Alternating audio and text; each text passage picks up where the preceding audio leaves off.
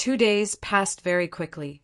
Although nothing happened in these 2 days, Yemo still didn't dare to leave his sister by herself. But finally he felt more eased. After this was done, he would ask about what sort of an organization Earth Fiend really was. 2 days passed very quickly. Although nothing happened in these 2 days, Yemo still didn't dare to leave his sister by herself. But finally he felt more eased. After this was done, he would ask about what sort of an organization Earth Fiend really was. When Yemo and Tang Beiwei came to the front gate of the university, Qiao Gang had been waiting for them there already. However, Yemo felt that Qiao Gang's attitude to him was a little different. He could really tell the difference, but Qiao Gang seemed more reserved. Was it because of Earth Fiend last time? Yemo also knew now wasn't the time to ask, so after the race was over, he would then ask Qiao Gang. Although Qiao Gang was a little reserved, he was very happy seeing Yemo. However, Yemo noticed that Qiao Gang didn't bring his bodyguard today. Yemo immediately understood that that sort of bodyguard was just a display for an Earth Fiend hitman. Brother Yi, the car is ready, it's on the race course. Let's go over now. Qiao Gang just drove over an ordinary Mercedes car. After inviting Yemo and Tang Beiwei in the car, Qiao Gang drove. After starting the car, he said, Brother Yi, I will tell you about the situation. The racers invited by the other 3 families are all international racers. Some have even gotten first place in F1 racing. Yemo asked curiously, Young Master Qiao, since the other people are all inviting international racers, why does your Qiao family still invite me? I'm no racer. Qiao Gang heard Yemo's words and immediately replied, Brother Yi, you're being too humble. I'm sure that even an international racer won't be able to dump my Porsche behind with an Audi in such a short time, but Brother Yi, you did it. I believe in you. Plus, mountain driving is different to international racing. Even an F1 racer won't have much advantage. I have a map of the course here. Brother Yi, take a look. Then, Qiao Gang handed Yemo a map. Yemo took it and looked, and then realized the race ground was under a peak at the Guixiang Ranges. The path was very curved, and the race was quite dangerous. With a small mistake, it wouldn't be racing, but plummeting to your death. Despite Tang Beiwei having a lot of faith in Yemo, she was still worried upon seeing the map in her brother's hands. This wasn't racing cars, but racing life. As though seeing Tang Beiwei's worry, Yemo smiled and said, Don't worry, I've been on this road before. It's nothing. Yemo didn't lie. However, it was when Dong driving before. Qiao Gang said apologetically, I guess the race grounds would be here, and it's very easy to fall off the cliff. So if Brother Yi doesn't want to race, we still have other people. Yemo waved his hand. Young Master Qiao, if I don't participate, it definitely won't be due to danger, but time. Qiao Gang seemed to know Yemo was telling the truth and nodded. I'm actually quite familiar with that road. It's because we usually chose this place to race. Yemo knew what Qiao Gang meant. It was a place where the bored young masters expended their abundant energy. Despite Qiao Gang driving very fast, it was already an hour or so later after they arrived at the race course, and the entrance to this road had been sealed. There was a big open area at the foot of the mountain, and there were already about 50 to 60 people there. The racetrack at the bottom of the mountain was very wide and could space 7 or 8 cars, and the racers could choose a path halfway. One way was 20 miles long, but if you wanted to take over other cars, you had to go on the takeover path. That would mean going an extra 5 kilometers. But the rule of the race was as long as you got to the finish line first, you win. When Yemo and they got off the car, there were immediately many glances looking at them. Yemo saw a few race cars lined up at the grass. Each one had someone to guard it. Each family had their own car. It was his first time seeing so many customized brands. Ferrari, Lamborghini, BMW, Lotus, Porsche, Bugatti, and so on. Qiao Gang brought Yemo and Tang Beiwei to the Qiao family's place. There were 4 cars parked here. The Chiao family people came to say hi, but Yemo just greeted them casually. He only came to help because he promised Chiao Gang. He didn't have the mood to get friendly with the Chiao family. Yemo noticed Zhang He. When Zhang He saw Yemo come, he had a cruel look in his eyes. He also had a racer who was not yet 30 beside him. His face was also very cold. Behind Zhang He, there were 2 more people. One was a black racer. When Chiao Gang saw the black racer, he immediately said quietly to Yemo, "That's the international racer, Martin, invited by the Yun family." The Yun family is very interested in the blood coral and has spent a fortune on this. I suspect it was the Yun family who hired the hitman last time. This family is the most mysterious. When you get in the car, you need to be wary of the Yun family, and Zhang, he that punk, he's very sneaky. Yemo nodded and scanned his eyes to the last 2. Chiao Gang immediately said, "That's the River South Cha family people." It said the Cha family is a semi-hidden family. However, they are quite nice. I feel that amongst these families, the most amicable are the Cha family. The people they have invited aren't very famous, and they didn't bring up any requests to the blood coral. Hearing Chiao Gang's introduction, Yemo looked at the 2 racers of the Cha family. Indeed, they looked very positive and bright. Yemo couldn't help but smile. Perhaps Chiao Gang's words influenced him. He turned around and spoke to that waiter of the Chiao family a bit. Chiao Gang interrupted. "Brother Yi, go choose a car." Just when Yemo wanted to choose a car, he felt this frigidness. He subconsciously wanted to look back, but he immediately stopped himself and scanned with his spirit sense carefully. In Yemo's perspective, something that could make him feel cold must be killing intent. Just then, Zhang He looked at him nefariously, but how could Zhang He, this useless spoon-fed kid, have this sort of killing intent? Regardless if it was him, if that person wanted to play tricks in the race, it would be suicide. However, Yemo noticed Zhang He didn't look at him and was speaking to the racer next to him. Yemo thought and immediately scanned the 2 racers of the Yun family. They were fine too. Then his spirit sense stayed on the 2 racers of the Cha family, but found one of them seemingly looking at him. Yemo was sure that if he didn't have spirit sense, he definitely wouldn't be able to find this racer's gaze. The eyes of that racer lost that positive look and flashed across killing intent. It was actually the most amicable family, Chiao Gang said. Yemo frowned. That racer who showed killing intent to Yemo immediately returned to his positive, bright look. He didn't even know the Cha family. Why would they have killing intent for him? River South Cha family? Yemo suddenly remembered that Wu Guang monk mentioned to him that Cha family was a semi-hidden sect. No matter who it was, he wouldn't let go of those who had their killing intent targeted to him. Yemo scanned this racer's body with his spirit sense again and felt dazed. At a very discreet place in the racer's sleeve, there was a tattoo with a double-sided knife. Earth Fiend Hitman? No wonder he felt killing intent. It was a hitman. However, this hitman was too low caliber, as his killing intent was leaking. Although he had a good masquerade, Yemo could see it clearly.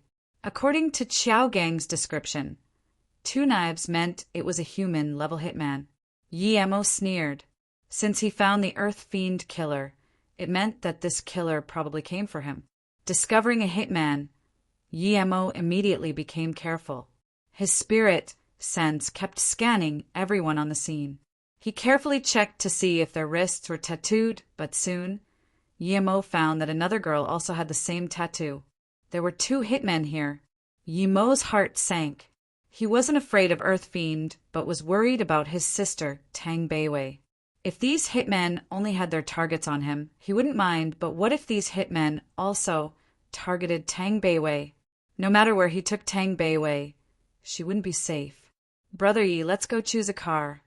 Chiao Gang saw Yemo hesitant, and he reminded him. Okay. Yemo casually chose a customized Mercedes, and then looked at Chiao Gang and said, "When we race, it's fine if I take my sister too, right?" Yi-mo had decided that if he had to leave his sister here facing that female assassin, he would rather not help Chao Gang race.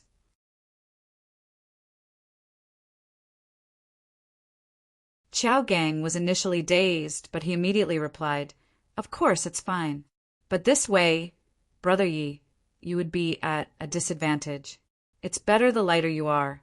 Sometimes, just a little weight can affect the race."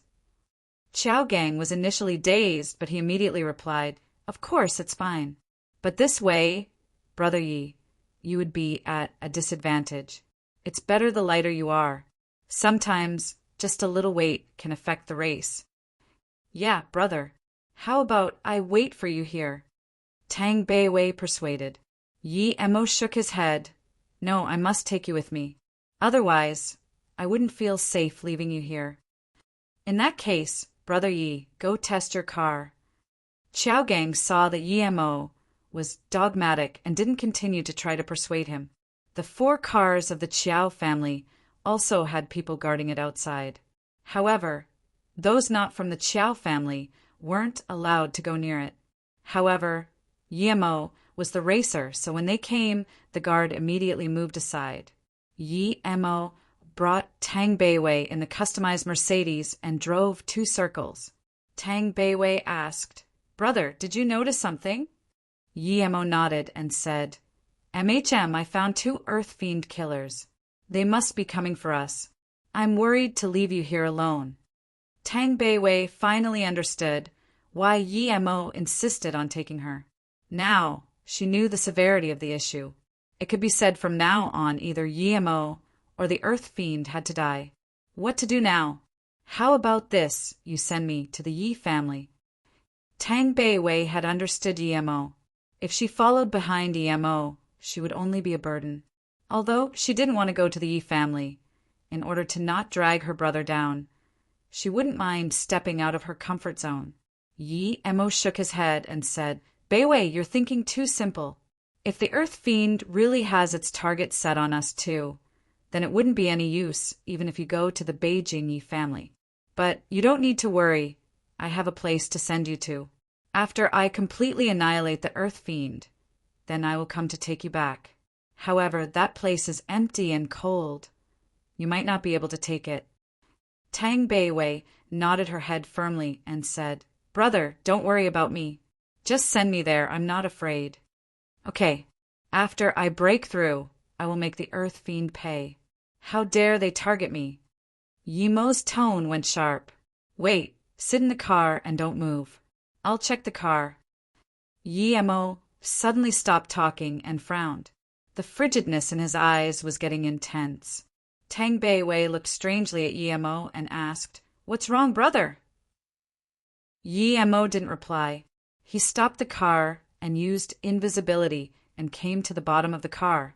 He took off a time bomb. Luckily, he checked carefully with his spiritual sense. He didn't expect this car to even have a time bomb set up. These people really had some power. If this car had a time bomb, it meant the other cars had a time bomb too. It seemed these Earth Fiend people were really prepared. Not only did they plant the time bomb, but also sent 2 people over. Yi-mo was sure that it was either the Cha family racer or the female hitman who planted the bomb. Zhang, he didn't have such ability to do so. After taking off the bomb, Yi-mo got in the car and drove it back. "How's the car?" As soon as Yi-mo got off, Chao Gang came and smiled. Yi-mo nodded. "Not bad. This car has very good features after the customization. By the way, young Master Chao, can you help me get some water? I'm thirsty." After getting Chao Gang away, Yi-mo quickly went invisible and took off another 3 bombs from the Chao family cars.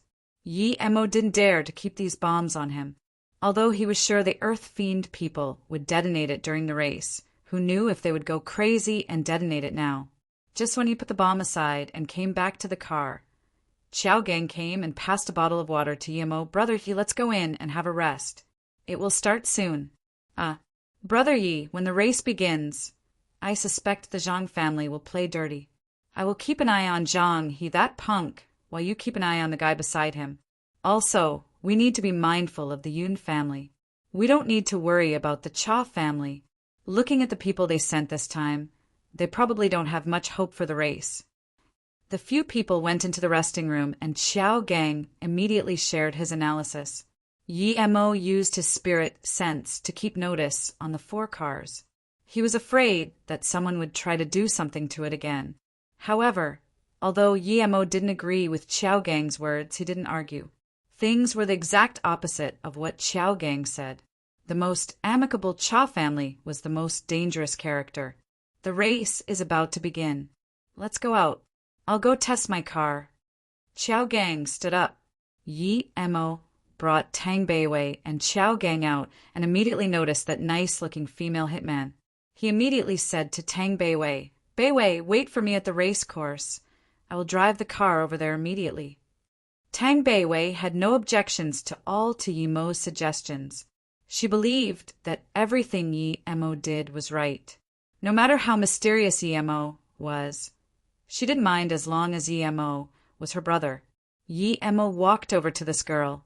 "Hello, I'm Yi Mo. Can I get to know you?" Yi Mo smiled and extended his hand. The girl didn't expect Yi Mo to go up to her. Although she wasn't that attractive in here, there were a few girls prettier than her. Her first reaction was that Yi Mo had already found her, but then she thought this was impossible. She just came here, so no one knew her. She reached out her hand anxiously. "Hello, I'm Dongqing." Yi Mo clearly felt her heart beat rapidly and then return to normal. It seemed this female hitman was still not experienced. Yi Mo grabbed Dongqing's hand and squeezed, not letting go for a long time until Dongqing's face blushed and tried to pull her hand out. "Actually, I feel you're a special girl, so I wanted to know you. You have a temperament that other girls don't have. It's quite attractive. I don't have any bad intentions. I just really want to ask you out for dinner. How about we go eat after the race? What do you think?" Yi Mo was still using his spirit sense to make a mark. Of course. She wouldn't let Dongqing pull her hand away so easily. Just when Dongqing didn't know what to do, he let go of her hands. Although it was a short time, Yi Mo already made a spirit sense mark on Dongqing. After the race, he would follow this Dongqing. Since the Earth Fiend was interested in him, he had to be friendly. Dongqing looked down and just said one word and blushed. Yi Mo sneered. This hitman was quite good. She was more professional than actors, blushing at will. Sigh. Yi Mo saw that Dongqing didn't talk and sighed while staring at her chest. What's wrong? Just when Dongqing wanted to say something, she saw Yi Mo stare right at her chest. Her mind blanked out. Didn't the data not say that Yi Mo was very lustful? What was this? Yi Mo smiled and didn't reply. Then he said, "Wait for me." And he turned to leave, but he murmured, "If only it was a little bigger." And Dongqing happened to hear this remark. She immediately knew that Yi Mo was saying her chest was too small. However, Yi Mo's voice was very quiet. He probably didn't say it for her, but she had this strange feeling. Dongqing bit her teeth. Although a hitman was supposed to be not affected by emotions, she was still infuriated by Yi Mo. How was her chest small? Did this guy have eyes? Although she knew Yi Mo was a dead person, she still wanted to charge up and grab him and ask how exactly was she small. As a hitman, she should resist the urge, but as a woman, she really couldn't tolerate that. Yi Mo did it intentionally, of course. His last words were meant to make Dongqing angry, and his spirit sense would disappear from her body. Although she wouldn't be able to find it even if Dongqing wasn't infuriated, he still wanted to be more careful. After all, after he killed the other killer, Dongqing would be his only source. Instead of waiting for this organization to find him, he might as well attack them. It wasn't Yi Mo's character to wait. Since this organization wanted to look for trouble with him, Yi Mo would make them regret. Yi Mo walked over the Mercedes and picked up the 4 bombs and then drove the car next to the Cha family cars. Xiao Gang drove a customized Porsche. He was surprised seeing Yu Missouri drive his car next to the Cha family cars, but he soon understood. Yi Mo must think the Cha family would be easier to surpass, and this decision was right. There were 8 cars, and only Yi Mo took someone else in the car. Everyone else was surprised and soon started laughing at him. Who would bring another person in the car to a race?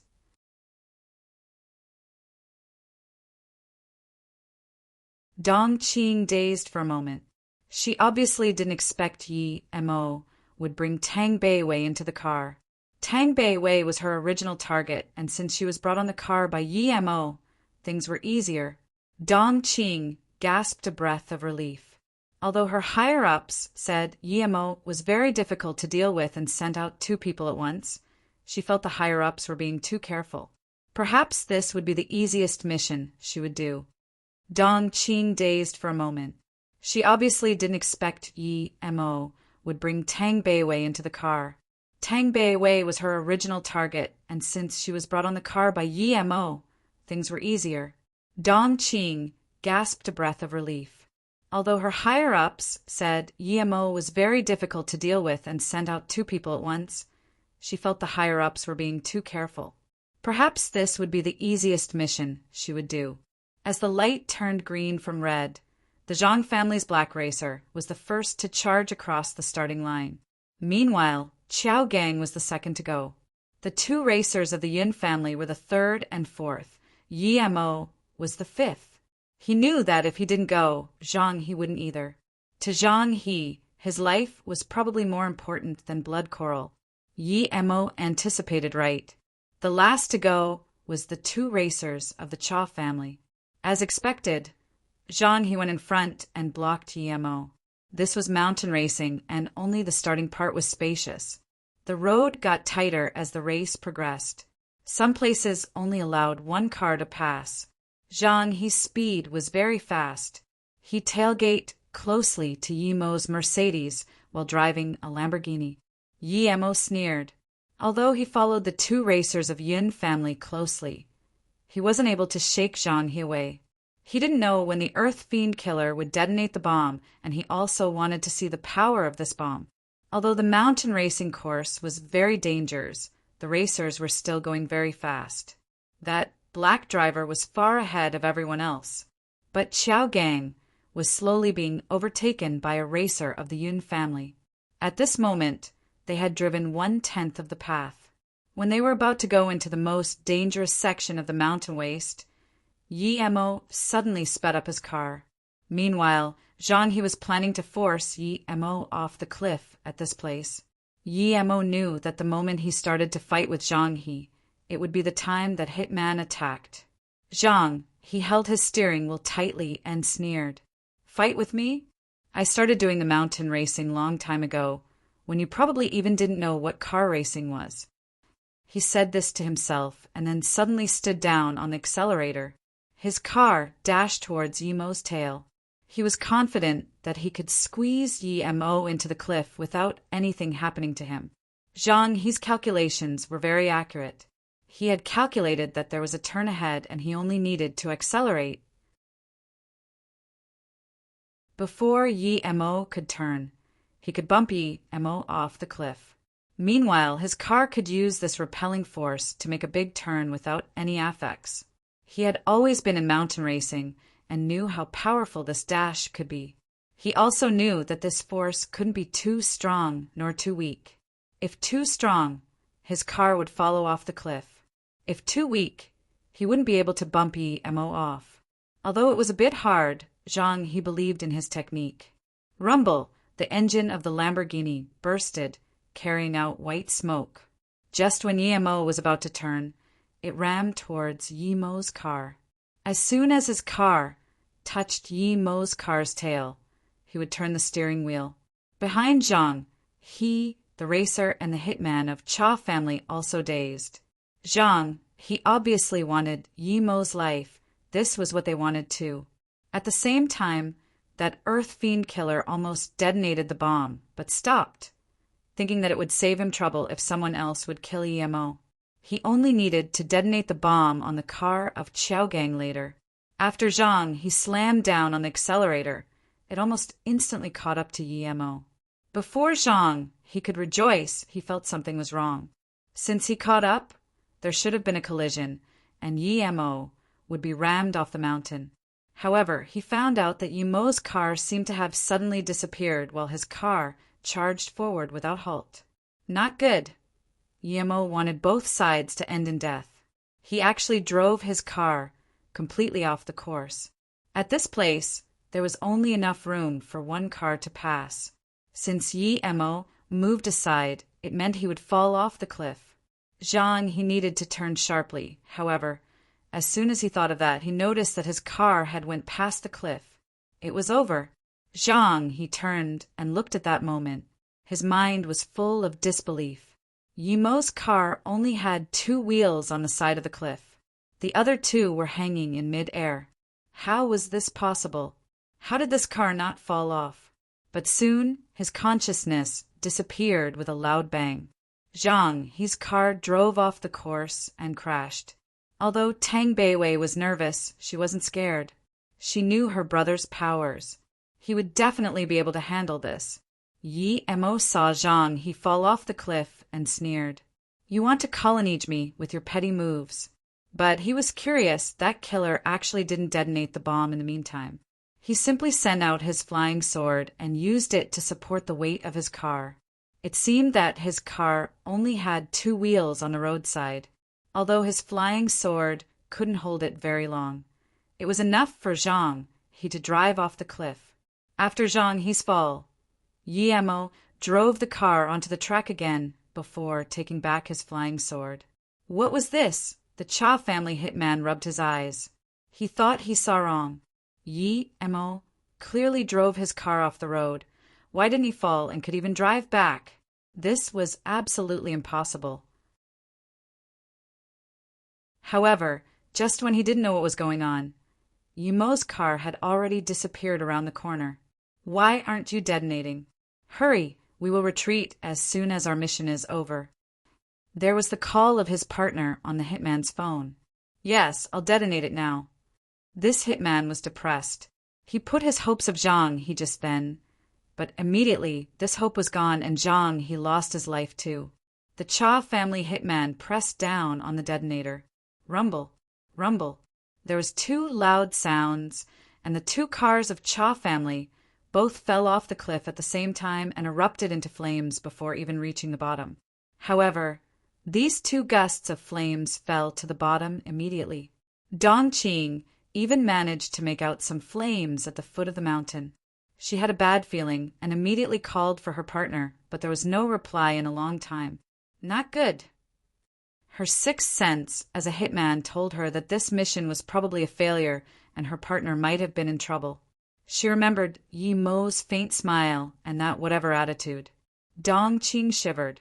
As a guy who could easily kill her partner and catch crossbow arrows, how could he be killed so easily? Ironically, she had been thinking this might be the easiest mission yet. Cold sweat started dripping down on her back. She subconsciously looked at the other 2 cars of the Chow family. She had the urge to go up and see if the bombs were gone. Dongqing subconsciously looked at the people at the foot of the mountain. Everyone was staring at the screen. There were no cameras at the sites of the incidents. The big screen only occasionally showed who was first.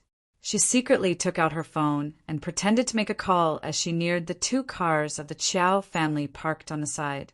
The race had started and no one paid attention to the remaining cars. People only cared about the result of the race. Dongqing neared the car and chose the other side. She squatted and only checked one of the cars. Her heart immediately sunk. The bomb was gone. It must have been put under the 2 cars of the Cha family. Dongqing suddenly felt a cold sense on her back. She put the bombs there herself and she had been watching these 4 cars. But they were still taken away and put under their own cars instead. She didn't even know about it at all. What sort of ability was this? Dongqing couldn't calm down anymore. She had seen eerie things, but something like this was her first time. Her back sweated uncontrollably. When Yimo came over to shake her hand, had he already known her identity? Instantly Dongqing drew the conclusion that Yimo had 100% found out who she was and must have had a purpose to shake hands with her. Did he make some sort of mark on her in that short while? Go, immediately go. She finally understood now why Yemo was going to bring his sister on the car. It was because he already knew who she was and was waiting till the end of the race to look for her trouble. Although Dongqing hadn't been in this career for long, her talent allowed her to succeed 5 assassinations in a short time. One of them was a mafia tycoon. It was very hard. If she succeeded this time, she would immediately get a second orange badge. For any Earth Fiend hitman, any badge was honor and wealth. Once she acquired all of the 7 human badges, she would ascend to Earth level hitman. But today at this small place in Tandu, she felt fear. Dongqing didn't dare to stay for another minute. She was going to leave Tandu as soon as possible and find a place to burn all of her clothes and then change her clothes before leaving. Although she didn't know what Yemo left on her body, her killer's 6th sense constantly told her she was in danger.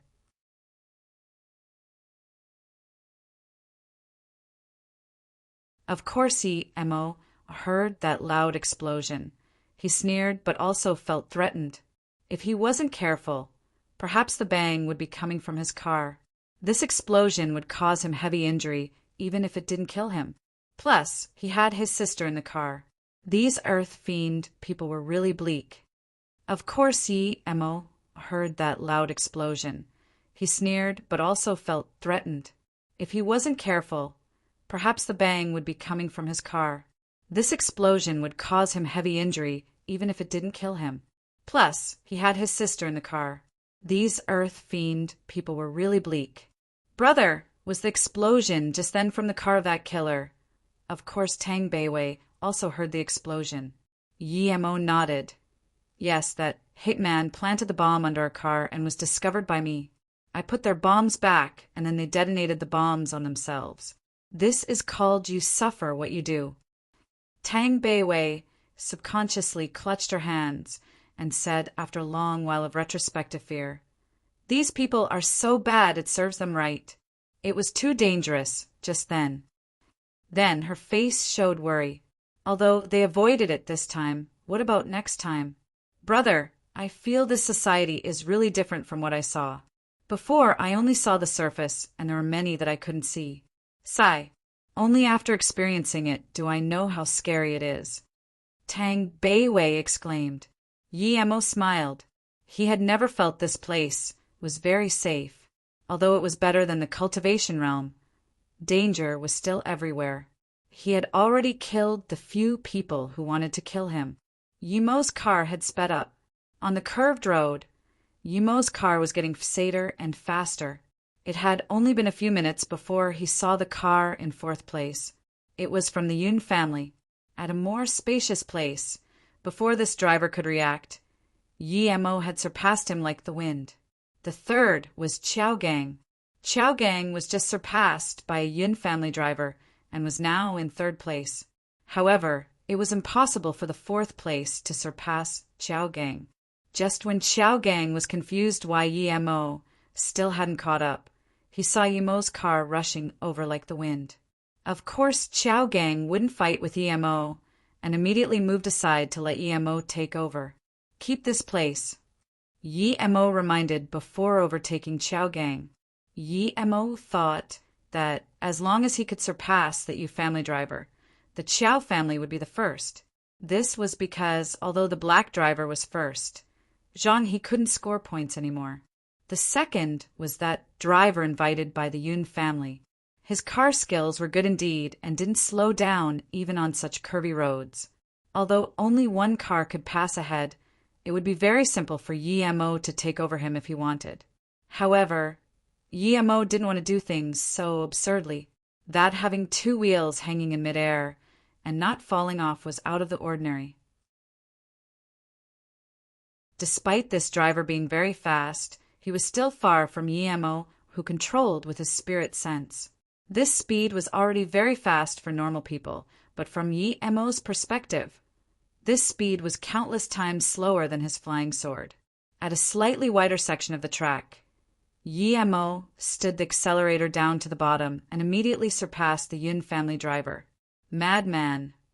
That Yun family driver was a far more dangerous terrain racer in Japan, but faced with Yi-mo, who didn't slow down even when turning, he felt this was too crazy. Yi-mo released his flying sword. As soon as he was about to lose control at corners, he would use the flying sword to push. There was still 1/6 of the road, but Yi-mo had already caught up to the black driver. Although the remaining 1/6 of the road was wide, there were no turns. It could be said this last part depended solely on the car itself. One only needed to step the accelerator down to the end. That black racer obviously knew his car's performance was better than Yi-mo's.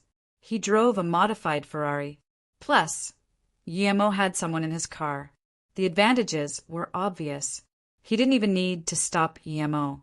He only needed to step on his accelerator and he would win the race. Yi-mo also stood hard on the accelerator and released his flying sword at the same time, making the sword push the back of the car, increasing the speed this way. The black man couldn't believe his Ferrari was slowly being overtaken by Yi-mo's car. He stood on the accelerator while looking at Yi-mo's Mercedes in confusion. A mere modified Mercedes could overtake his Ferrari. This was impossible. He was a racer. He only needed to hear the sound of the Mercedes and knew which generator it used. It couldn't compare with his Ferrari, but how was this Mercedes faster than his car?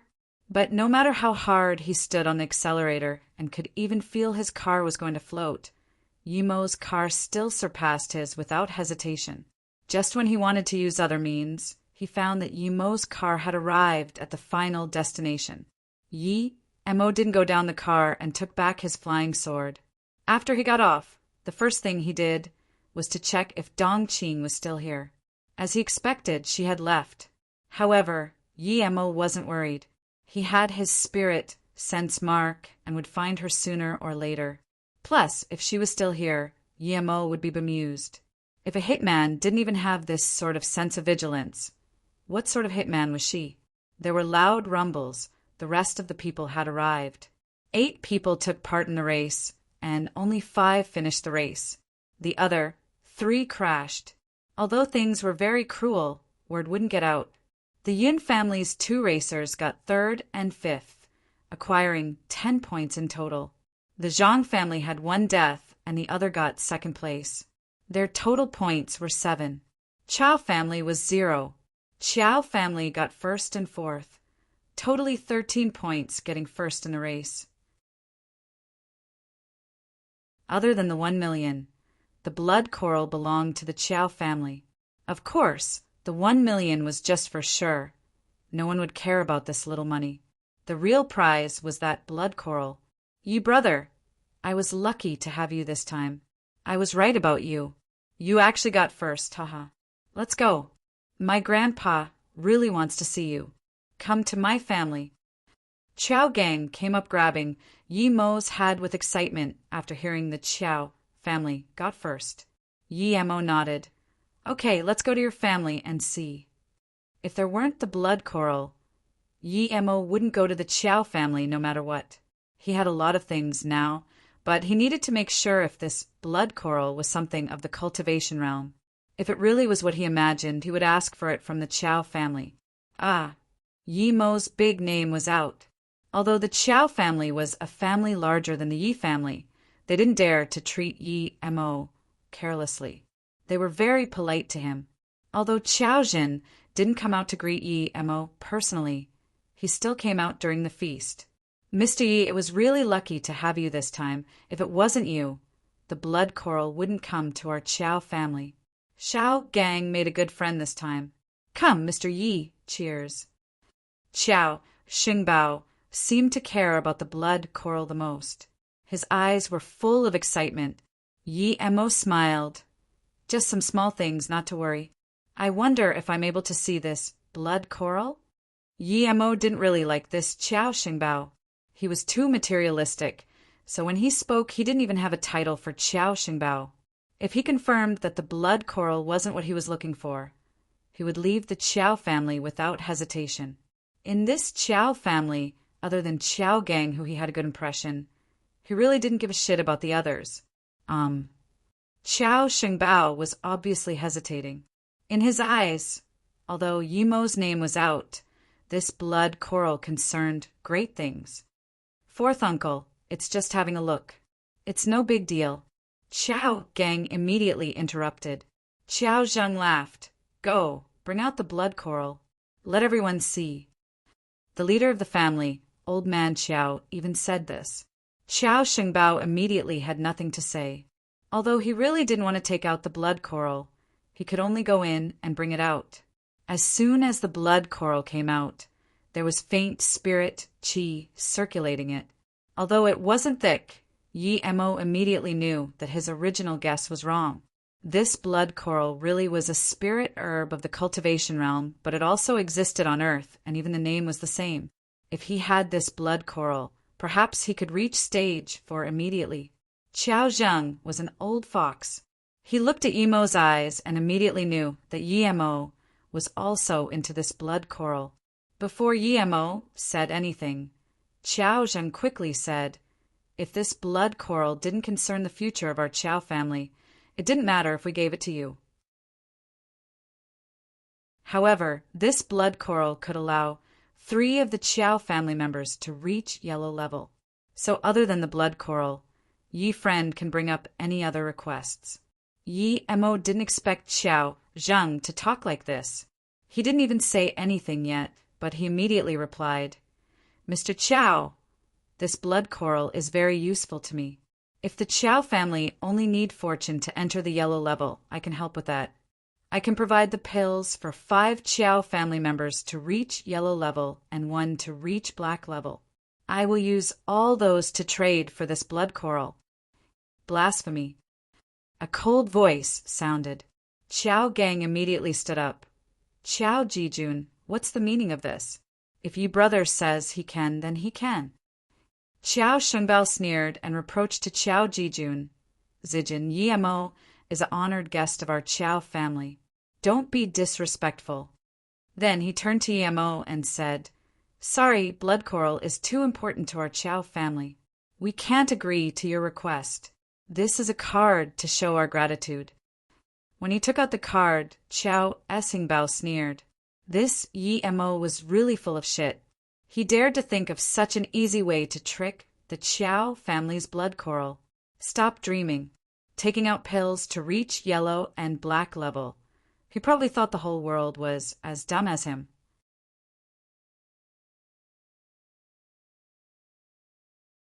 Yi Mo frowned and said faintly, So you mean you don't believe that I can take out those pills?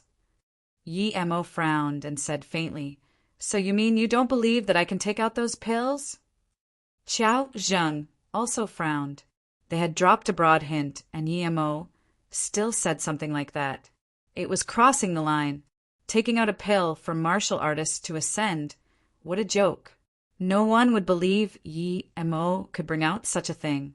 Did he think this was some sort of cultivation world, such arrogance?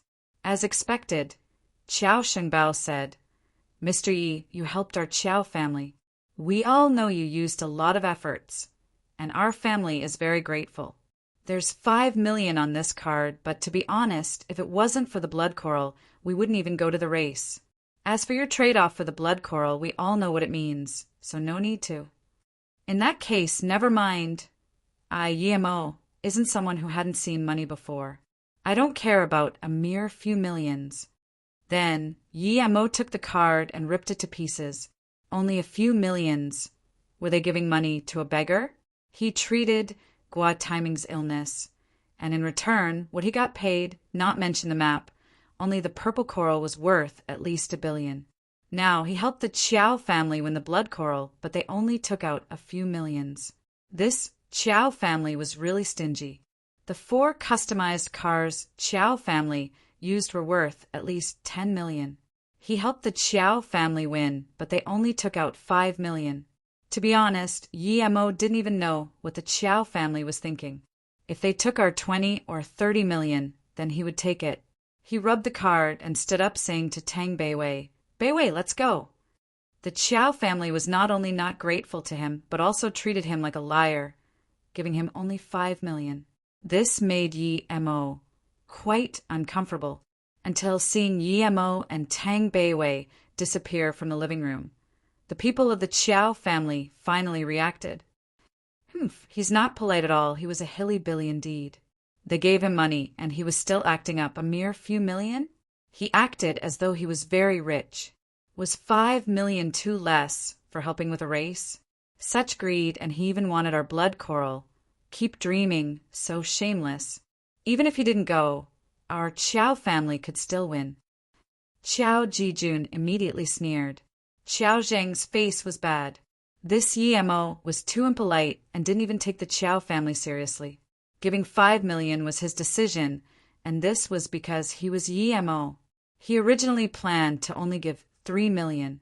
Chow Zhang wanted to get angry, but thinking about the Song family, he sunk his anger back into his stomach. In his view, Chow Gang's car skills were the best in the 4 families. Even if they didn't invite Yi Mo and invited another international racer, this race would be fine. And if they invited an international racer, the price would only be a few millions. Big brother, these Chow family are really clueless. You're giving them more pills, but they're blind. But why didn't you take the money? That was hard-earned. Why not take it? Tang Beiwei was also unhappy that her brother didn't get the blood coral. Yi Mo smiled. The Chow family was asking for trouble. Even if the blood coral can allow people to reach yellow level, it wouldn't have anything to do with them if they don't have the ability to protect it and let the Chow family take it from them. Even if the other families got it, trouble would still occur. If they don't have the ability, don't try to eat such a big meal. As for money, a few millions. Do they think I've never seen money before? I helped Gua Taiming treat his illness. The stone he gave me was more than 1 billion. Tang Beiwei asked confused. Brother, why would the Chow family be fine if they go it?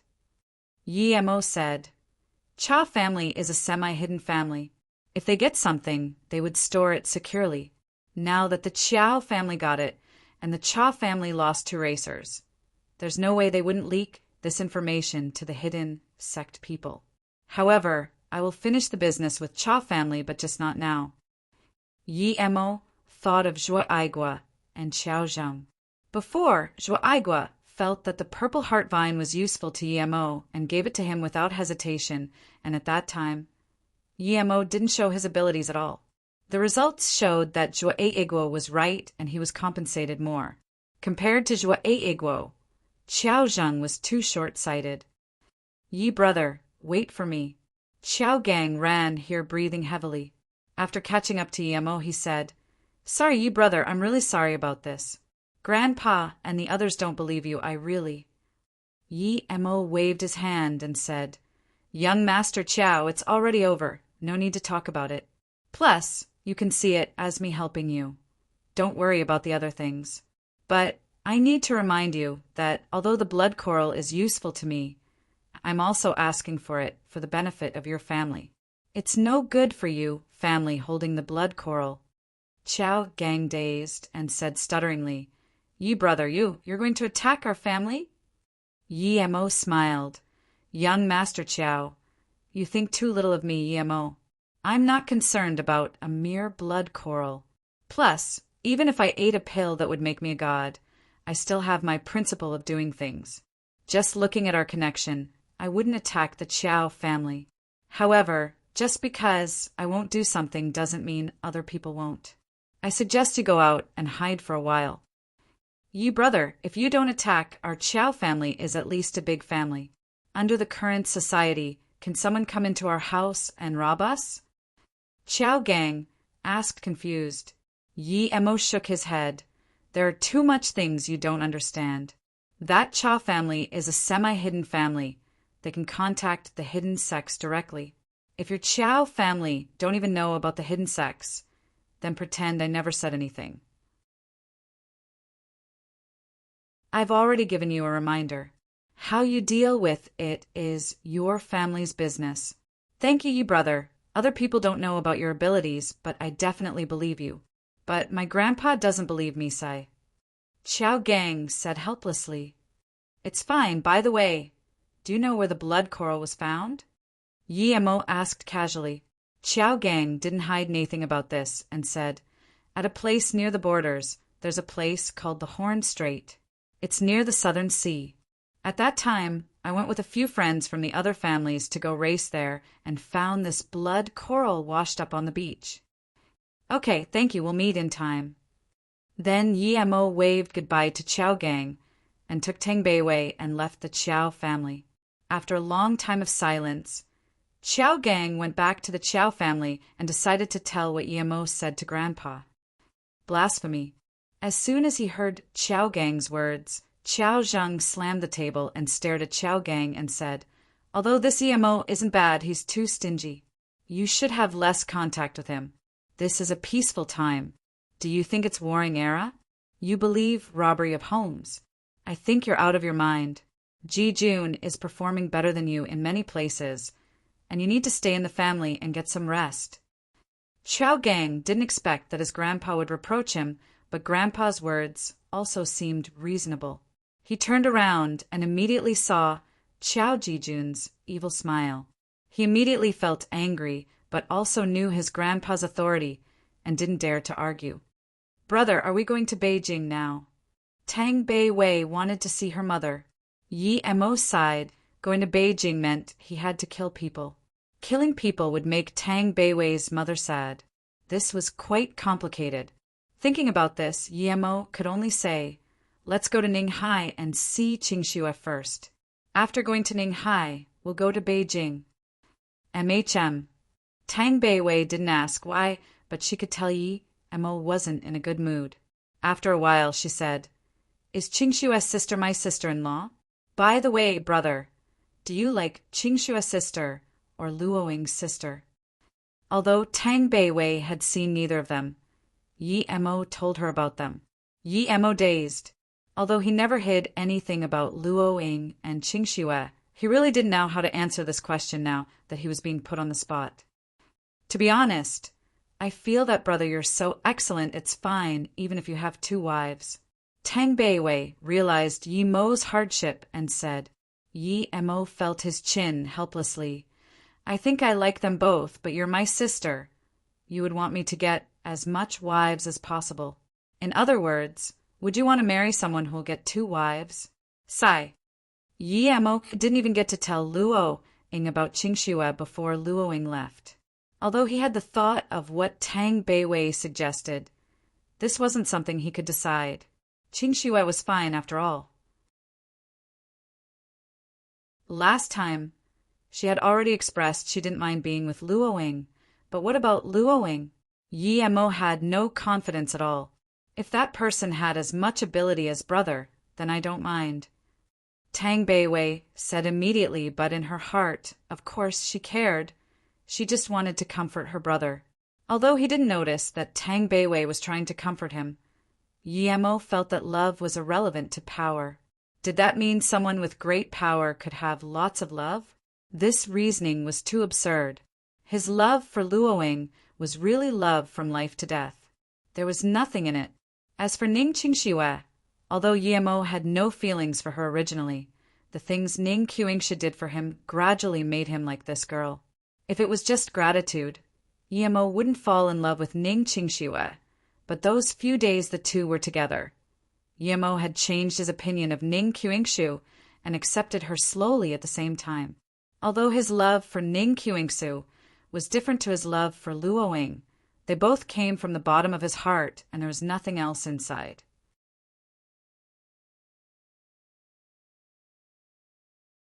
When Yi Mo brought Tang Beiwei to Ninghai, it was already midday on the second day.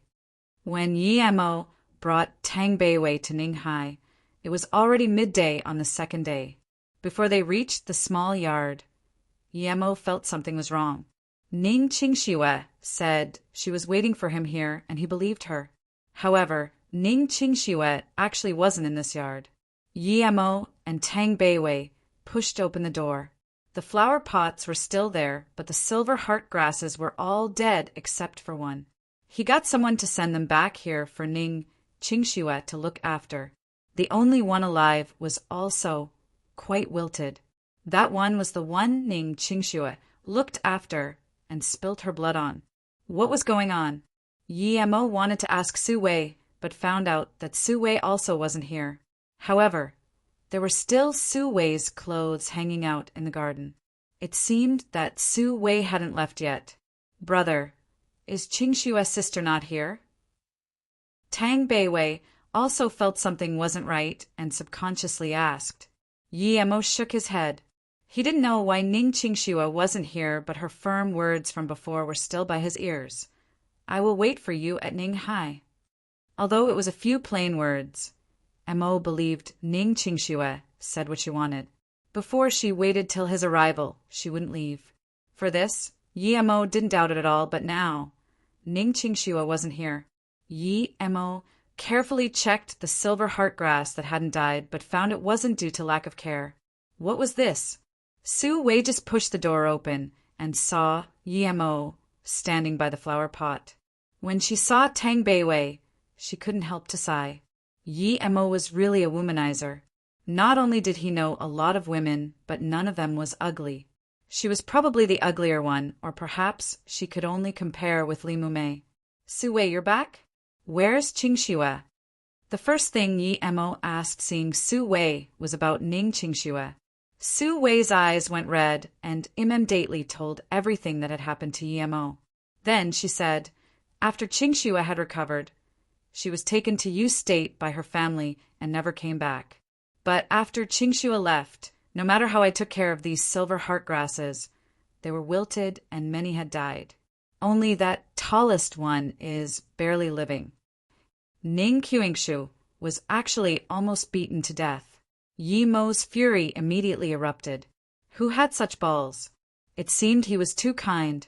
Last time the Song family attacked Ning Qingxue, he hadn't even had time to annihilate the Song family, but now, other people were also attacking Ning Qingxue. A strong killing intent emanated from Yi Mo's body. Even Su Wei and Tang Beiwei on the side took steps back, subconsciously. Tang Beiwei looked at Yi Mo's bloodshot eyes and called out anxiously, Brother! Yi Mo came to his senses and howled to the sky, regardless if it's Earth Fiend or others who hurt Ning Qingxue. Yi Mo, swear I will annihilate you in my life. From Yi Mo's perspective, Earth Fiend had the greatest suspicion. He just had enmity with this organization, and this thing happened. He couldn't tolerate it. Not right. Even if this happened, Qingxue wouldn't leave Ning Hai after she had recovered. Yi Mo knew Ning Qingxue. She wouldn't give up waiting for him in Ning Hai for that. Su Wei, you said Qingxue's wounds have recovered, and she left Ning Hai. Yi Mo calmed down and immediately realized that was suspicious.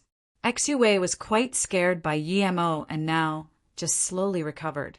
Then she said, yes, her wounds had fully healed, but what? Yi Mo frowned and asked. Su Wei looked carefully at Yi Mo and said, because her head was injured, although she had completely recovered. She forgot what had happened this year. It means that memories recovered to the point 1 year ago. She didn't even know me, but she remembered everything clearly from 1 year ago, and hearing this, Yi Mo's heart sunk. However, he believed he could cure her. Although head injuries couldn't even necessarily be healed with Lotus Life Seed, it wasn't a serious problem. Even if he couldn't, he would just tell her what had happened in this year. After all, she just lost some memories. And what? Thinking about this, Yi Mo felt a little relieved. Su Wei sighed and said, Qingxue lost this year's memory, but her parents were instead happy. She went back to Yu State listening to her parents. Qingxue's sister didn't mention you at all, and her parents didn't allow anyone to mention you. Hearing this, Yi Mo's heart ached. If her parents really didn't like him, even if he went to Yu State, he won't necessarily be able to see Qingxue. He thought about Ning Qingxue venturing dangerously into the Shen, Nongjia, just to find him, and he yearned for her more. That was when he knew that he was this important in Ning Qingxue's heart. No, he had to go see her, even if her parents stopped him. He would go see her. Sorry, Qingshu, it was my fault you were hurt this time. As though feeling the intense emotions in her brother's heart, Tang Beiwei subconsciously grabbed her brother's hands and called, Brother! Yi Emo sighed and caressed the silver heart grass that Ning Qingxue took care of. Softness surged in his heart. That silver heart grass seemed to have felt Wai Emo's caress and seemed a little more lively. Xu Wei and Tang Bu didn't interrupt Yi Emo, who had sunk into memories. They just looked at him, fearing that he would do something crazy. After long, Yi Emo looked up and asked, Su Wei, what did the attacker look like? Xu Wei immediately said, It was a young Taoist at first, and then came an old Taoist. That young Taoist was very lecherous and said he was going to take Qingxue away. Qingxue ignored him and he attacked. That young Taoist had a shield-shaped jade ornament on his belt, and it seemed to have the words Tai Yi. Tai Yi. Yi Emo repeated and frowned. Was it a hidden sect? It was very rare for people from the hidden sect to come to the cities of the mortal world, but it didn't matter.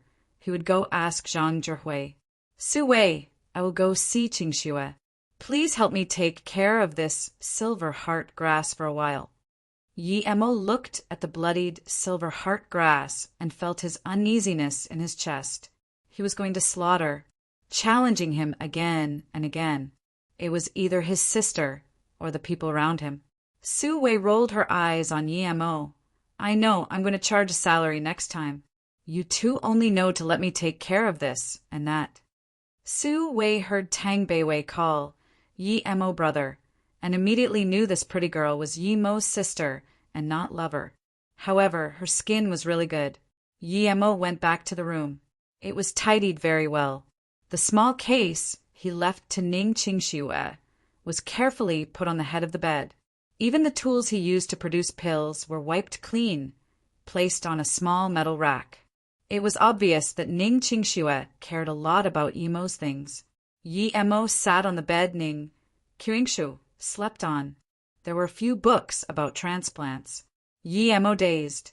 He seemed to see Ning Qingxue sit on the bed and read these books every night and then wait for him to come back. Qingxue, no matter who attacked you, I won't let them go. Yi Emo murmured. He suddenly felt he was all alone by himself. If he had a power faction, he wouldn't need to send Beiwei away or even worry about the safety of the people around him.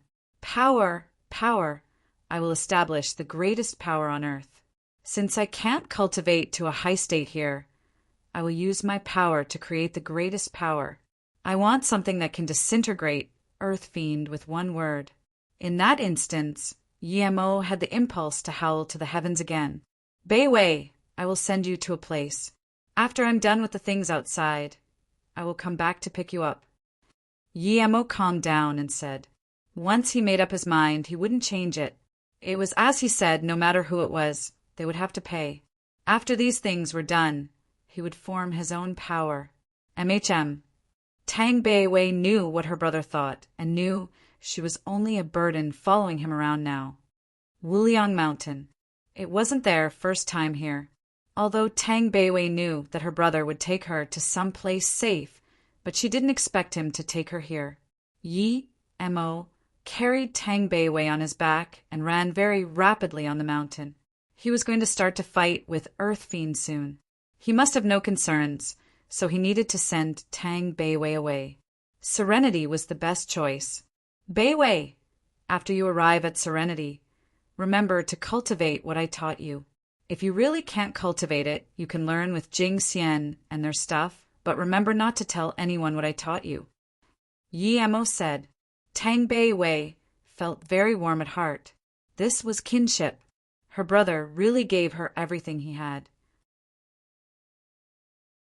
She made up her mind in her heart. Brother, don't worry, I will work here and try to not be cumbersome to you. Tang Beiwei really did make up her mind.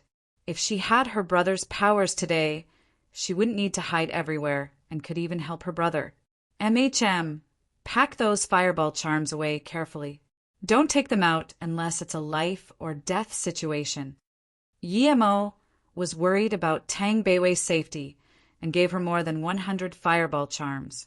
These fireball's charms weren't so useful to Yemo, although they were good to use, but it cost too much time to use them, and their power to Yemo was just so-so. It could be used against Earth-level martial artists, but it was barely life-threatening for tertiary stage Earth levels. It really didn't have much use, but it was good for self-defense for Tang Beiwei.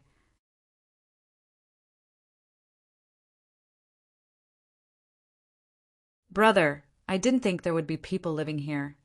Although Tang Beiwei was on Yemo's back, she was quite scared when Yemo jumped off the cliff. When she saw the road, she was more astonished. Brother, I didn't think there would be people living here. Although Tang Beiwei was on Yemo's back, she was quite scared when Yemo jumped off the cliff. When she saw the road, she was more astonished. Yemo nodded and said, "Those sects don't like the boisterous mortal world, and these sort of places are more suited for cultivation." Was what you taught me that day also ancient martial arts? How come there weren't any martial arts moves? Tang Beiwei asked curiously. Yemo said seriously, "What I taught you wasn't ancient martial arts, but something thousands of times more precious than it. You mustn't show it in front of others or tell anyone."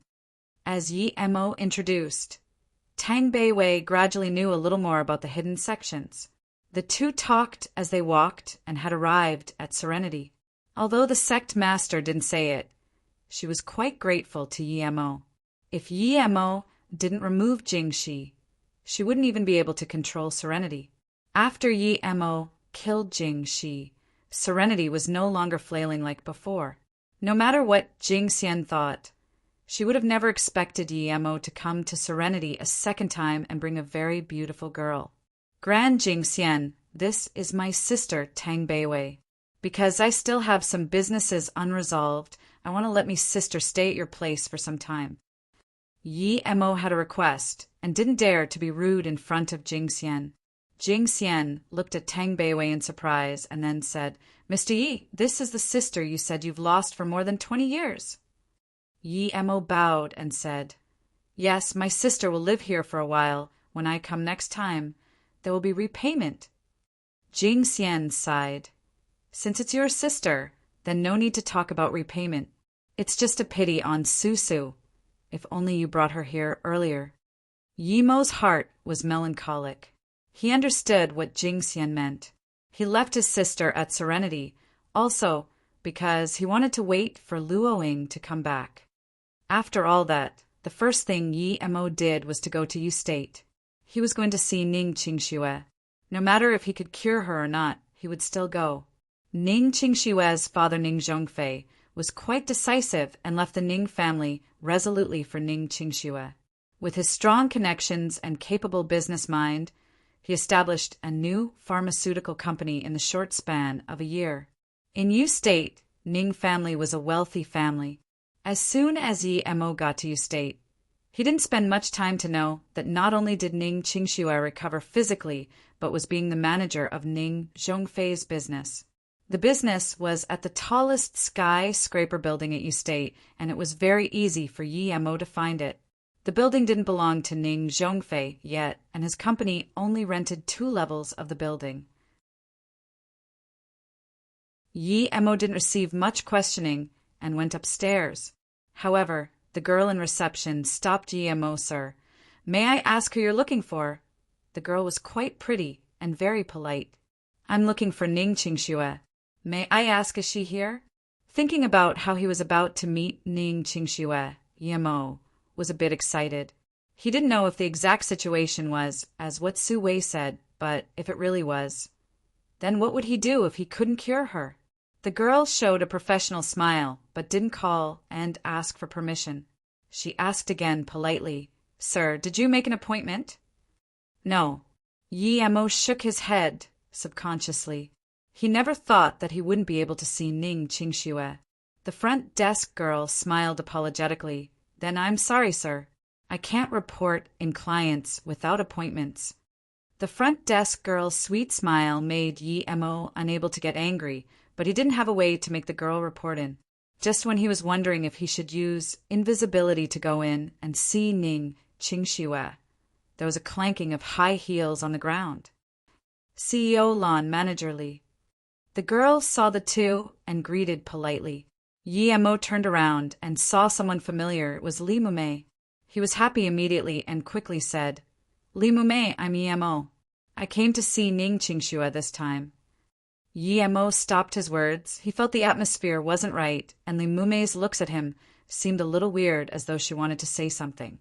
Meanwhile, the woman beside Li Mumei frowned. CEO Lan?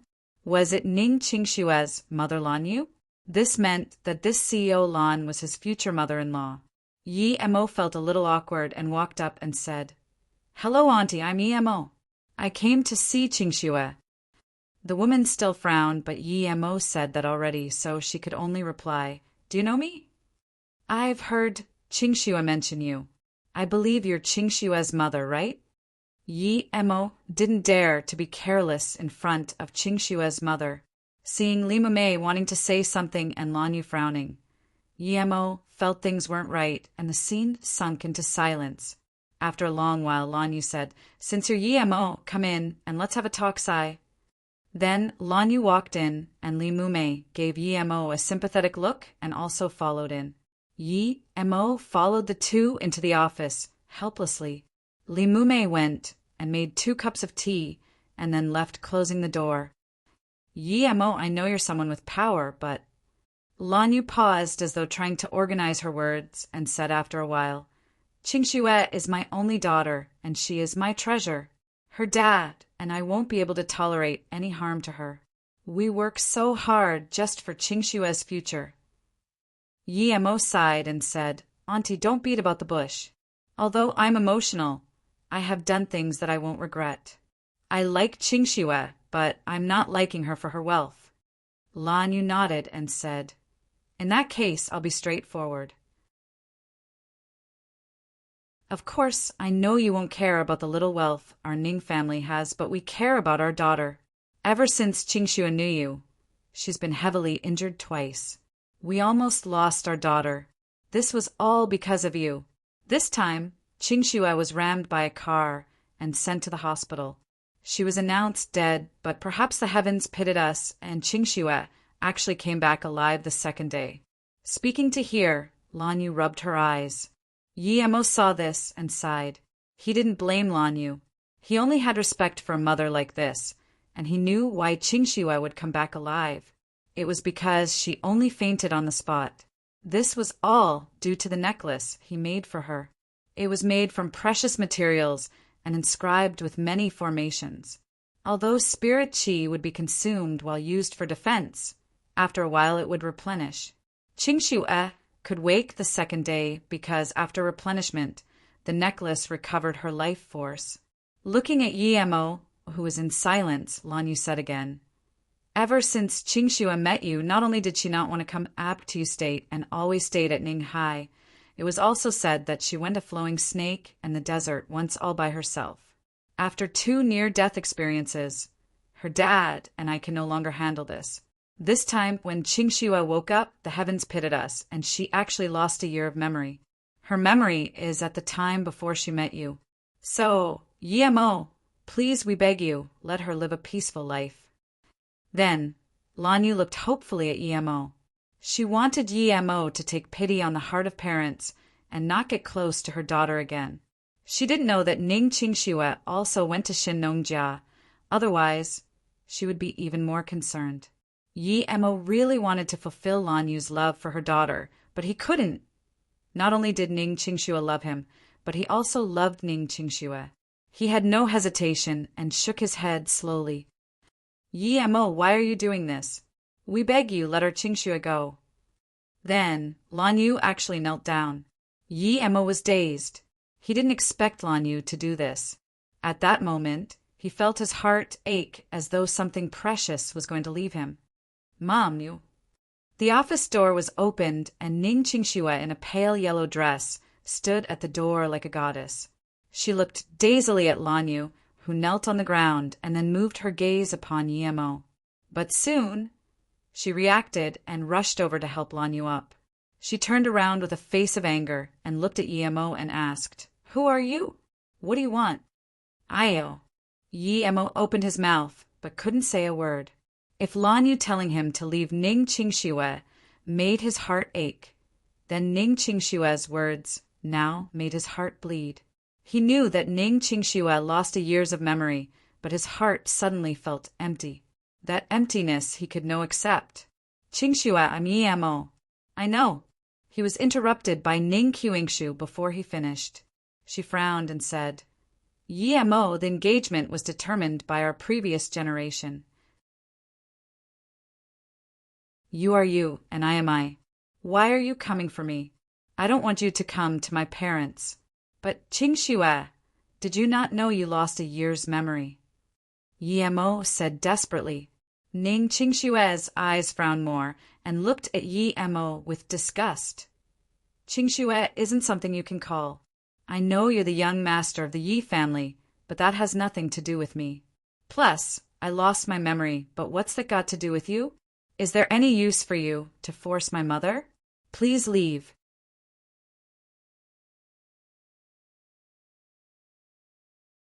Lan Yu heard Ning Qingshue's words and turned around, saying apologetically to Yemo, You can chat with Qingxue for a while, but don't force her to do something she doesn't want. I don't want my daughter to be coerced. I'll go out first. Lan Yu heard Ning Qingshue's words and turned around, saying apologetically to Yemo, You can chat with Qingxue for a while, but don't force her to do something she doesn't want. I don't want my daughter to be coerced. I'll go out first. Then, Lan Yu walked out of the office. She really didn't want Yemo to have contact with Ning Qingxue, but if she didn't give Ning Qingxue this chance, she would feel very uncomfortable and feel sorry to Qingxue. Qingxue, the memory you have lost is the memory with me this year. I want to help you see if you can be treated and recover your lost memory. Yemo said softly. Ning Qingxue already had some slight anger on her face. She didn't understand why her mother would let her face Yemo alone. She had memories with this human trash. Keep dreaming. Yemo, I know you have been kicked out of the Yi family and you feel very bad, but I'm telling you now. My dad also separated from the Ning family in Beijing. We have no connections at all. What era is it now? Stop holding the worlds of our grandpas. I feel this is really pointless. Ning Qingxue said disgustedly, as though seeing Yemo's face was looking bad. Ning Qingxue sneered and continued. Young master, I have memories with you? Do you think this is possible? Plus, even if I do have some memories with you, I don't want to recover them. I don't want anything to do with you, okay? Yemo's face became pale, but he still didn't blame Ning Qingxue. He knew that a year before, Ning Qingshu detested him to the greatest extent. Qingxue, if you believe me, let me treat you. If you have recovered your memories, I think you will understand. Yemo stood up and walked forward a few steps. Ning Qingxue immediately took a few steps back and said, Don't come over. If you do, I will call the police. And I don't need you to treat me, and I don't trust you either. I know very well what sort of person you are. I don't need my memories to understand you. Qingxue, but you made me love you. You said you will wait for me to come back. Why are things like this? Yemo's face became increasingly pale. He had never experienced love and had never felt what it was like for the person he loved to leave him. Ning Qingxue looked coldly at Yemo. After hearing him out, she then said, Yemo, don't be mushy. You have finished what you needed to say. Now you can go. I know that the 1 year I was with you, and you like me. Is that fine? Oh, and that year I also fell in love with you. Okay. I know it all. Now can you please leave? So this is what losing feels like. Yemo murmured. His body was wobbly. He was emotional and never would have thought the one he loved would leave him. Luoying left him due to misunderstanding, but Ning Ningxu didn't even want to listen to him nor let him touch her. He didn't want to force her. Plus, even if he treated her, he might not be able to get her memories back. He had this burning sensation in his heart that made him hard to breathe. Why were things like this? Why? After a long while, Yemo took out a face-preserving pill and a few golden needles and said, I brought this face-preserving pill over just for you, and I want to help you see if you can recover your memories. Ning Qingshue's face was frost-like, and she said coldly, "Treatment is unnecessary and face-preserving pill? Okay, I'll eat it." Ning Qingxue took the pill and ate it. Then she said, "Yi-mo, I've eaten the pill. Go, I beg you, don't try these tricks on me." Yi-mo felt more and more depressed. He picked up the golden needle and still wanted to say something, but Ning Qingshu immediately said, "Piss off." PSH. Yi-mo finally couldn't hold the despair and pain in his heart and spat out a mouth of blood on the office desk. After spitting out the blood, he actually felt more relieved. His mental state reached a new level. Since she wasn't his, why force it? At that moment, he seemed to have opened up and understood a lot and wanted to howl. This was the frustration of recently being hunted, Luoing and Beiwei's things. With the thing with Ning Qingxue, it made his heart feel clumped. After spitting out the clotting blood, he felt very relieved and felt if he had any spirit grass now, he could immediately reach stage for qi gathering. Yi-mo sighed. The Buddha says, "Everything is so due to fate," starting from the begging to the end of fate. Everything is so. Perhaps he could keep that love in his heart and treat it as past memories, no longer necessary to flip out again. Perhaps this was what it meant to be positive. Yi-mo's mental state calmed down and packed away the golden needles, returning to his original composure. Ning Qingxue saw the blood stain and actually felt pain in her heart. But this feeling was very strange. She could only draw the conclusion that this Yi-mo was immature. She never said she had any relationship with Yi-mo, and she would never marry such a human trash. Lan Yu pushed the door open and rushed in. She saw the blood on the table and immediately said aggressively to Yi-mo, "Yi-mo, can we drop this? Leave. Never come back to our Ning family." She thought Yi-mo made her daughter spew blood and couldn't keep calm. "I'm standing at your Ning family's place?" Yi-mo was calm and his tone was very bland. He actually wasn't very angry. He didn't blame Lan Yu nor Ning Qingshu. They had their lives, and so did he. "That's right where you're standing. Leave immediately. Even the patch outside the front door belongs to us. Our family doesn't welcome you." Lan Yu was worried about her daughter and wasn't going to be polite with Yi-mo anymore. She even sounded a little childish. Yi-mo smiled calmly. "Oh, does the sky outside also belong to your family?" Then Yi-mo no longer wanted to say anything. Before Lan Yu replied, he took a step outside the window and disappeared. Lan Yu and Ning Qingxue dazed for a good few seconds before coming to their senses. Yi-mo actually couldn't handle the trauma and jumped off the building. Although Ning Qingxue looked down on Yi-mo, she was still very worried about Yi-mo jumping off. This was the 8th floor. He wouldn't be alive after jumping off. She rushed over to the windows and looked down. There was no trace of him. "Mom, don't call yet." Lan Yu was stumbling to call the police, but was stopped by Ning Qingxue. "What's wrong, Qingxue?" Lan Yu calmed down.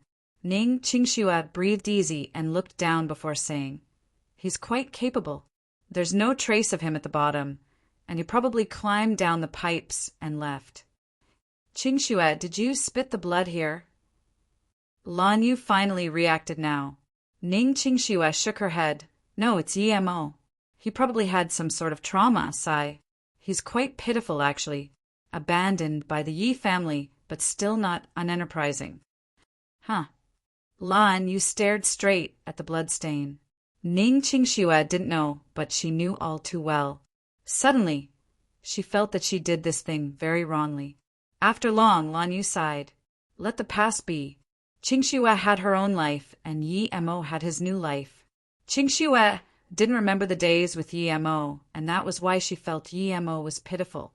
But Lan Yu was all too clear about Yi-mo's power in Beijing. "Mom, my heart is aching. I want to go back and rest for a few days." Ning Qingxue felt her heart pulsing with pain. She had never had such kinititin. "What's happening today?" Lan Yu had a sliver of worry flash across her eyes and quickly replied, "Okay, let Mame rest with you for a few days. Don't worry about the company. There's your dad and I here. After Yi Mo left estate, his mood was down, but his mental state broke through again. Now he had dropped the sadness. Pursuing cultivation and long life was his path. He was to go to the Song family next and finish things up. Then he would immediately try to go for stage 4. After he was stage 4, it would be time for him to get revenge against Earth Fiend and time when he established his own power. No matter for himself or the people around him, he needed a strong power to provide protection. His cultivation also required large amounts of money. With money, he could make all sorts of pills and make money faster. However, with more money, he also needed power to protect it. Before going to Beijing, Yi Mo stopped by Ninghai to look at that silver heart grass. It seemed to have gained some life force. Su Wei hadn't finished work yet, and he didn't wait for her. Su Wei was very meticulous. She would do well what she promised. Next time when he came back, he wouldn't mind giving her a face-preserving pill. As for Yunbing, Yi Mo didn't go to see her. He was originally planning to go to the university and ask about Shixiu, but he had already graduated, and if he were to go to ask about him in Ninghai University, perhaps he would see Yunbing. Ever since the issue with Ning Qingxue, Yumo's heart had been rejective of staying alone with women.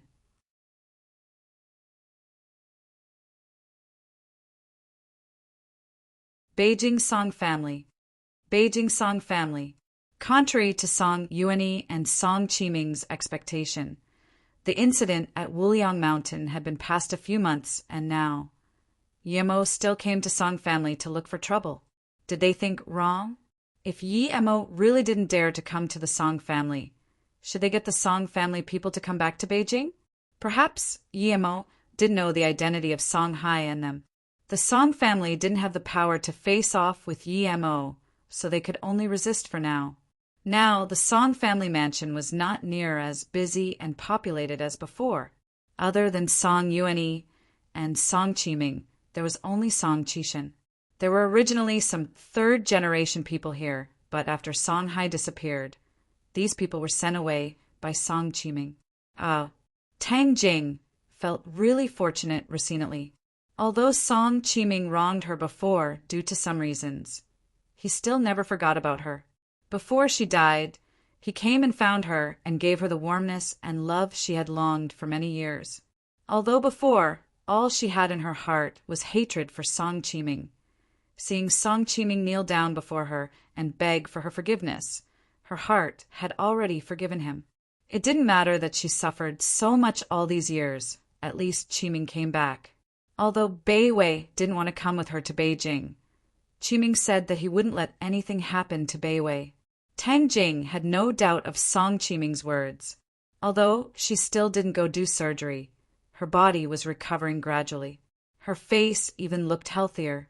Thinking that Song Qiming was with her every day, she felt this joy at the bottom of her heart.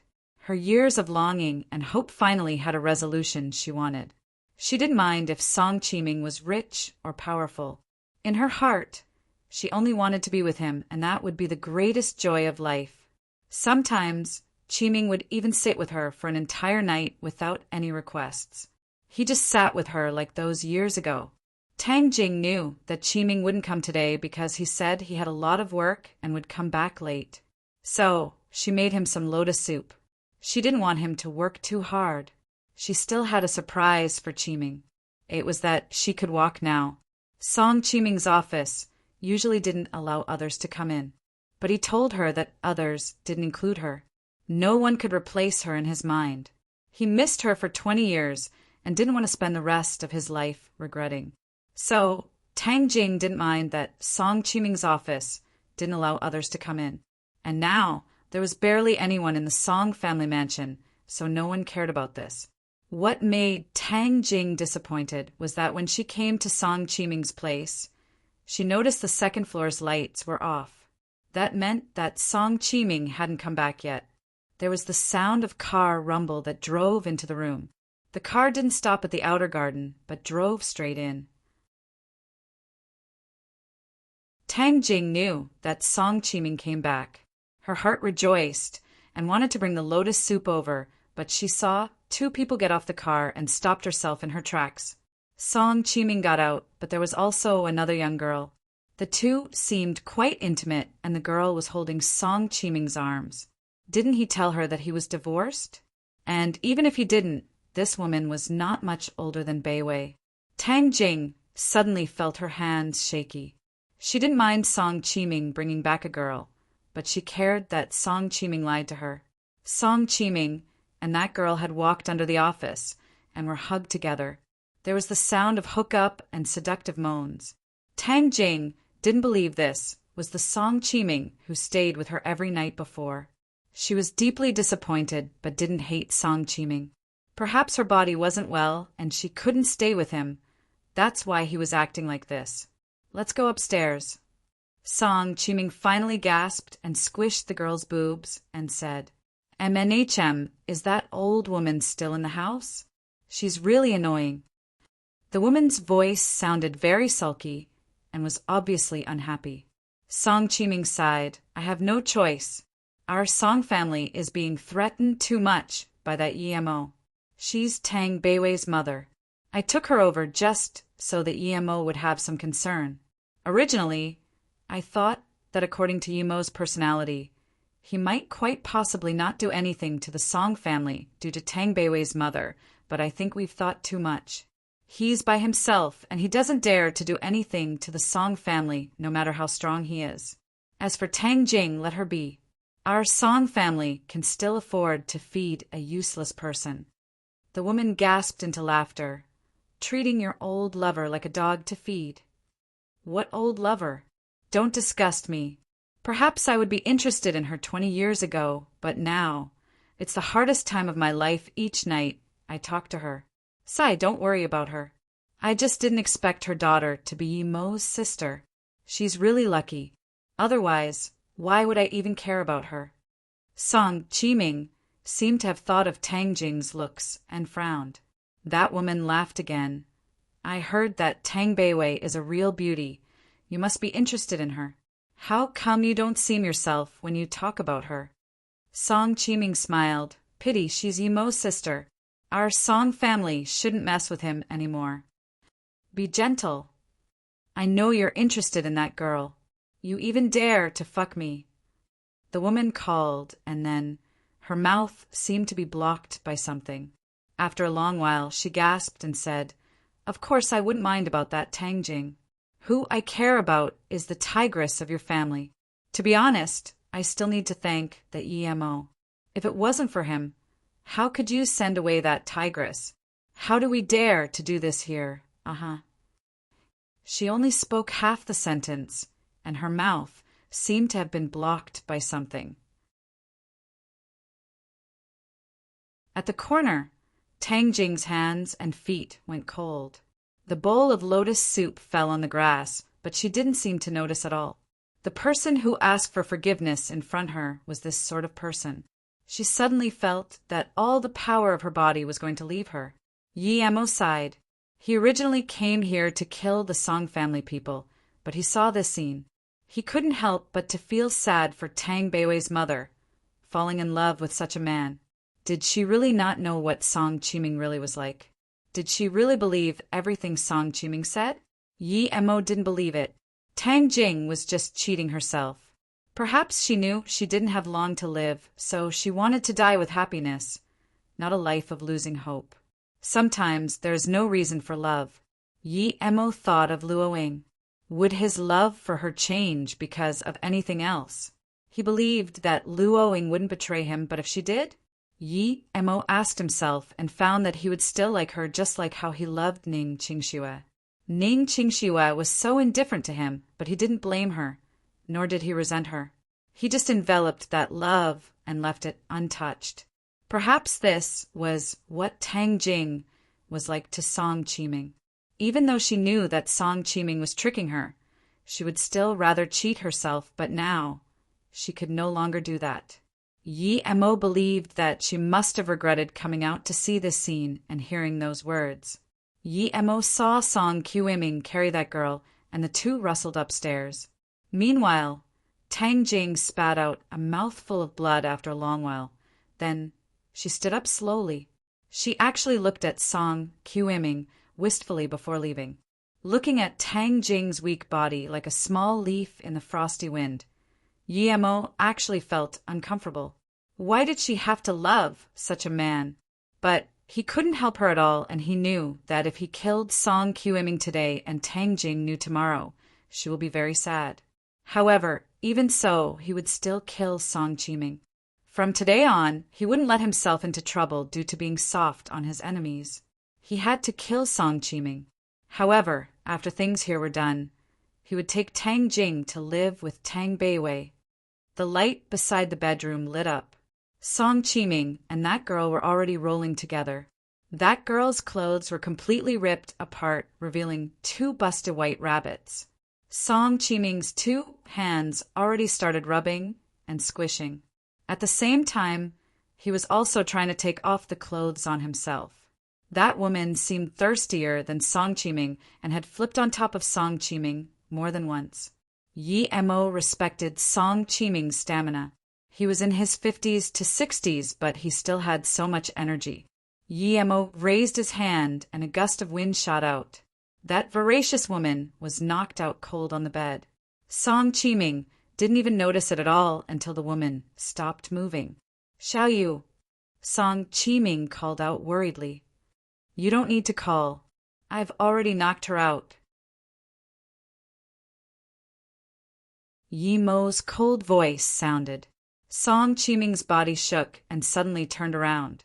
Under the dim yellow light, Yi Mo's figure stood by the doorway. Song Qiuming was covered in cold sweat. After a long while, he asked, Who are you?"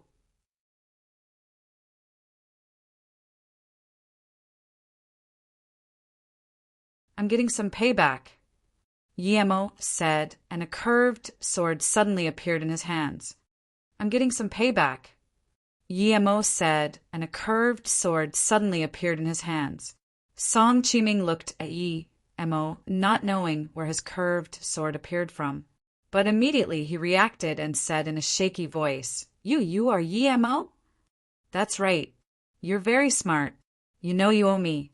It's just that I've been busy lately and only had time for this today." Yi Mo's voice was very cold. Song Qiuming was the leader of a family. Although he was very worried, he soon forced himself to calm down. "Young Master Yi, the thing between our family and you is a complete misunderstanding. Although it's a misunderstanding, I've completely dispersed the Song family to show my apology to you. If you can let the Song family go once, I'm willing to swear that from today on, our Song family will just be a dog of yours." "What a big misunderstanding!" Yi Mo sneered. "I'm not someone who exterminates. I've let your Song family go on more than one occasion, but you challenged my bottom line. You dare to harm even Qingxue and Beiwei. You even made my sister harm me. I'll let you die with a clear mind. But don't worry, those vermin breed of you Song family. I won't leave one behind if I see one." Song Qiuming's face had the look of extreme desperation for life and said, desperately, "That had nothing to do with our Song family.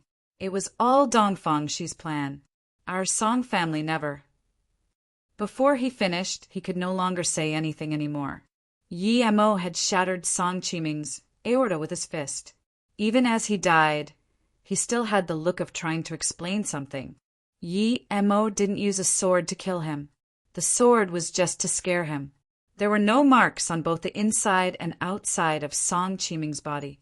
Even though Yi Mo did this, many people would still guess he killed Song Qiuming, but Yi Mo was still going to do this. Sometimes, even though everyone knew, he still needed to put up a show. If Song Qiuming was killed by him blatantly, this thing couldn't be suppressed. After all, Song Qiuming was an influential person. He threw Song Qiuming next to the woman. Yi Mo killed Song Yuanyi and Song Qishan next.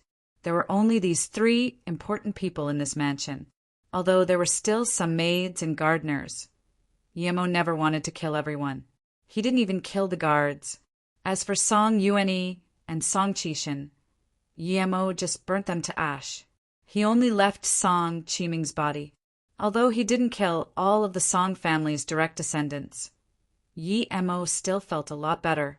He had been constantly hunted by the Song family, and now he finally killed a few leaders of the family. Then, Yi Mo headed towards where Tang Jing was. He wanted to tell her that he would bring her to Beiwei. However, what Yi Mo didn't expect was that Tang Jing actually suicided. He felt a little sad. Tang Jing was a tragic woman and didn't even achieve some small aspirations in the end. He wished she would meet a good person next life. Yi Mo silently burned Tang Jing's body and used a jade box to hold her ashes. He would give it to Beiwei next time. After leaving the Song family, Yi Mo didn't go find Yiling. If he did now, it would be blatantly telling everyone that he killed the people at the Song family. The second day, news got out that Song Qiming and his niece's wife were naked on the bed together, and Song Qiming died of overexcitement. Then, the first-in-command Song Yuanyi disappeared. The Song family fell into a deeper abyss after dispersing. The Song family of the 5 big families of China was like the sun of dusk, slowly falling down. At this moment, Yi Mo had left Beijing. He went on the train towards Xian Mountain. His destination was Sharp Sea Corner, the place Qiao Gang and them found the blood coral. It was on his way, so he also wanted to see how Fong Nan was doing. He had agreed to help him, but was delayed by all sorts of things. He also needed Fong Nan to help him with something this time. Because Yi Mo didn't buy a ticket and just jumped on, the first thing he wanted to do was find a seat. However, because Beijing was the first station and there weren't many people going to Xian Mountain, there were still some free spaces on the train. Yi Mo found a seat as soon as he got on. "Brother, are you going to Jingkou?" Yi Mo just got on, and the middle-aged man opposite him greeted and passed a cigarette. Yi Mo pushed the cigarette back and smiled. "I'm going to Xian Mountain, but I don't smoke." "I saw that you didn't bring a bag, and I thought you were going to the closest station, Jingkou. Xian Mountain isn't close. Even with this express train, it would take a whole day." This man was very meticulous. Yi Mo noticed this man's hand had a lot of calluses and his muscles were very tight. It could be seen that he practiced martial arts. Although his inner qi cultivation didn't have a level yet or never even cultivated it systematically, normal people wouldn't be a match for him. "It's good not to smoke. I'm an old smoker. Brother, are you going to Xian Mountain to get rich?" This man packed the cigarettes away. Although this man just introduced himself suddenly, Yi Mo didn't dislike him. Perhaps it was due to his look. Although he was very skinny, his eyes had spirit and didn't seem dodgy. Yi Mo hated those with dodgy glances. He didn't like those type of people. They were either really calculative or weak and timid people. "No, I just want to go to Guilin. Xian Mountain is just a passing-by place." Yi Mo didn't hide his destination. "Guilin." The middle-aged man frowned. Then another 2 people came. It was a young woman in her mid-20s and another youth with shades. It seemed the 2 were together. They both carried big bags. The young man had some looks and dressed very simply. Her clothes were modest. This youth seemed scholarly and weak. The young woman smiled at Yi Mo and said to that youth, "Xiaogong, you can sit on the opposite side." Then the young woman sat beside Yi Mo. The man continued, "Brother, Guilin isn't a peaceful place. Why are you going there?" Yi Mo smiled but didn't reply. The young woman sitting beside him had a faint smell of blood. Yi Mo had experienced countless killings, so as soon as this young woman sat down he felt it. And this young woman had a little worried look. It meant that she killed before getting on the train. If she just injured someone, she wouldn't have this bloody smell, but perhaps it was her first time, so she felt scared. But no matter how much this woman killed, it was irrelevant to him. He smiled and looked at the middle-aged man. "I have a friend whose business isn't going too well. I'm going to help him." Yi Mo was talking about Fong Nan. He did indeed want to go help Fong Nan. Fong Nan was a good person, and he also wanted to create his own power faction. Fong Nan was a good choice. Your friend is doing business at the border? I heard that those people who can do business at the border aren't simple people. They've all seen blood in big scenes. They pretty much all killed before. Only then can they strike fear in others. This middle-aged man said with a strange expression. Yi Emo looked deeply at the man and immediately knew that he wasn't simple. He talked about blood purposely. Who would talk about this the first time they met a friend? This was too absurd and didn't even suit the topic of the conversation. However, Yi Emo knew that this man could also tell what the woman did. He said this all just to comfort the woman. As for why he was doing this and how he knew, Yi Emo didn't know. Yi Emo smiled. He didn't express his opinion and just didn't talk anymore. However, the young woman beside Yi Emo shook and gradually calmed down. This man just said a sentence to test. Although he didn't know what was with the woman, but he could tell something was wrong. However, he was more testing Yi Emo. Now that he saw that Yi Emo just smiled to his words and not say anything, he immediately knew Yi Emo was no ordinary person. I'm called Zhang Jiayan. I'm planning to go have a look at Xian Mountain. Brother, what business does your brother do? Haha, if it's suitable, I also want to find something to do. Zhang Jiayan's words were obvious. He was asking if there was an opportunity for cooperation. Hearing his words, Yi Emo had an idea. This guy had a meticulous heart and was observational. Now that he asked this question, Yi Emo knew that he was someone bold, and then considering how he comforted the woman, it meant that he was a decent person at last. Thinking about this, Yi Emo nodded. I'm Yi Emo. My friend is called Fong Nan. He's about to do big business. If Zhang brother wished to cooperate, it's fine.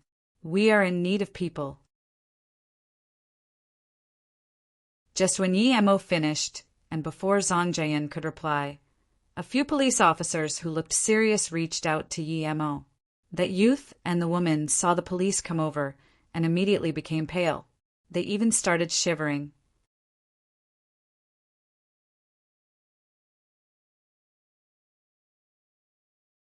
Yuan Meixiang, Yuan Gong, you two really know how to run, huh? But now, someone suspects that you two are involved in a murder case at Jingkou, Fanghe Town. You must go back for investigation. The head police seemed weak and fat, but his tone was very serious. Yuan Meixiang, Yuan Gong, you two really know how to run, huh? But now, someone suspects that you two are involved in a murder case at Jingkou, Fanghe Town. You must go back for investigation. The head police seemed weak and fat, but his tone was very serious. The young woman calmed down instead and looked around before saying, You don't need to do anything. I will go with you guys, but I know that as long as I go, I will have no hopes of coming back out again, so I will tell what happened to everyone here. I will let everyone know what is hiding in this world. Take her away. Yuan Meixiang, if you have anything to say, tell your lawyer. The police didn't wait for this young woman to finish and yelled, My lawyer, as long as I fall into your hands, I would be devoured whole. That Yuan Meixiang girl started laughing out loud, but her face was getting more and more miserable. The two policemen behind the fat police had already came up. They grabbed her hands and was going to cuff her. Let her go. Let her speak. What can't other people hear? Zhang Jiayan suddenly stood up and pointed at the few policemen and said. The fat police narrowed his eyes and looked at Zhang Jiayan coldly and said, What? You are going to help the culprit resist arrest? Zhang Jiayan smacked down on the tea table. Resist arrest? Just you. Stop thinking so highly of yourself. You're only a small traffic police. What right do you have to call me helping others to resist arrest? I've seen all sorts of big scenes. You just said she was a suspect, and now she just suddenly became the culprit. White really becomes black in your mouth. Good job, good job. Sister, just tell us your situation. There are so many people here. I want to see who wouldn't let you speak. As soon as Zhang Jiayan spoke, there was chit-chat in the carriage. Obviously, there were a lot of people who thought Zhang Jiayan was right. They should give Yuan Meixiang a chance to speak. Who do you think you are, teaching a traffic police what to do? Don't you believe that I can take you away as well? The policeman behind the fat police said impatiently. Zhang Jian laughed and took out a certificate and a few honor badges. Who am I? I'm a solider. When I was spilling blood for the country, where were you? Am I not even allowed to speak? The fat police scanned and saw that military certificate. It seemed like a veteran certificate, but not really, and there was a second-level honor and a third level. There were so much honor awards, and the fat police was also shocked, but he was smart and didn't take these rewards to look at. Because if he didn't look at them, then he could say that he didn't know. Yuan Meixiang saw that these few policemen didn't say anything and didn't continue to cuff her. She knew that this was her opportunity and immediately cried and said, 3 years ago, I just graduated from the University of Finance. When I passed by Jingkou, Fongnan town, I was being taken into custody illegally by Dou's son and was forced to marry him. During the time, if I didn't do one thing that he wanted me to do, he would beat me viciously. Then Yuan Meixiang flipped up her clothes, showing all the marks on her body and hands. They were shocking, completely disregard of law. Zhang Jian smashed down on the table furiously. Even the passengers in the carriage saw her and felt sympathetic for her. Yuan Meixiang wiped her eyes and continued. Half a year later, I found the opportunity to escape and went to the police department at Fenghe town. But not only was I not sent away, but was instead beat up again and brought back by Dou's senator then. I had a child, but it was sold by Dou's son, and I wanted to run away again. But this time, Dou's son guarded me closely and tortured me even more. But this wasn't it. The animal didn't have money and actually wanted me to sleep with his friends and wanted me to sell my body to get money for him. I wouldn't comply no matter what. Later, my brother Yuan Gong found me. He looked for me for 3 years, and the first thing he did when he found me was go to the police, but I stopped her. Even so, this was found by Dou's son, this animal. He got people to tie my brother up. I begged him to release my brother. This weak-looking youth rubbed his eyes and held Yuan Meixiang, who was about to fall. Yuan Meixiang sniffed. Dou's son agreed to my request, but just when I was celebrating, a friend of his couldn't help anymore and told me Dou Seng's real plans. This animal was planning to sell my brother's kidney. That night, while Dou's son was drunk, I stole his keys and let my brother out. But just when we were about to escape, we were found by Dou's senator. I fought with him and accidentally cut his neck. This thing has nothing to do with my brother. I know that if I went in, I would have no return, but I beg you to let my brother go. He is innocent. Animal. Zhang Jian was furious. Is there no law anymore? Dou Sen, this animal, deserved his death. If it was me, I would have killed him 100 times. Why can't you come out after you go in? You bunch of policemen, the country I fought for with my blood is going to be polluted by you like that? The few policemen frowned. They wanted to capture this woman away, but they feared public outrage.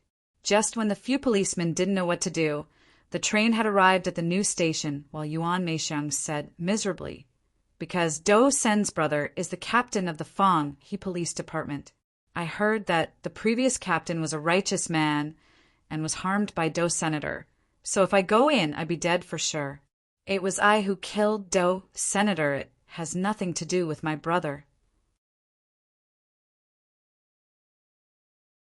I just want you guys to let my brother go.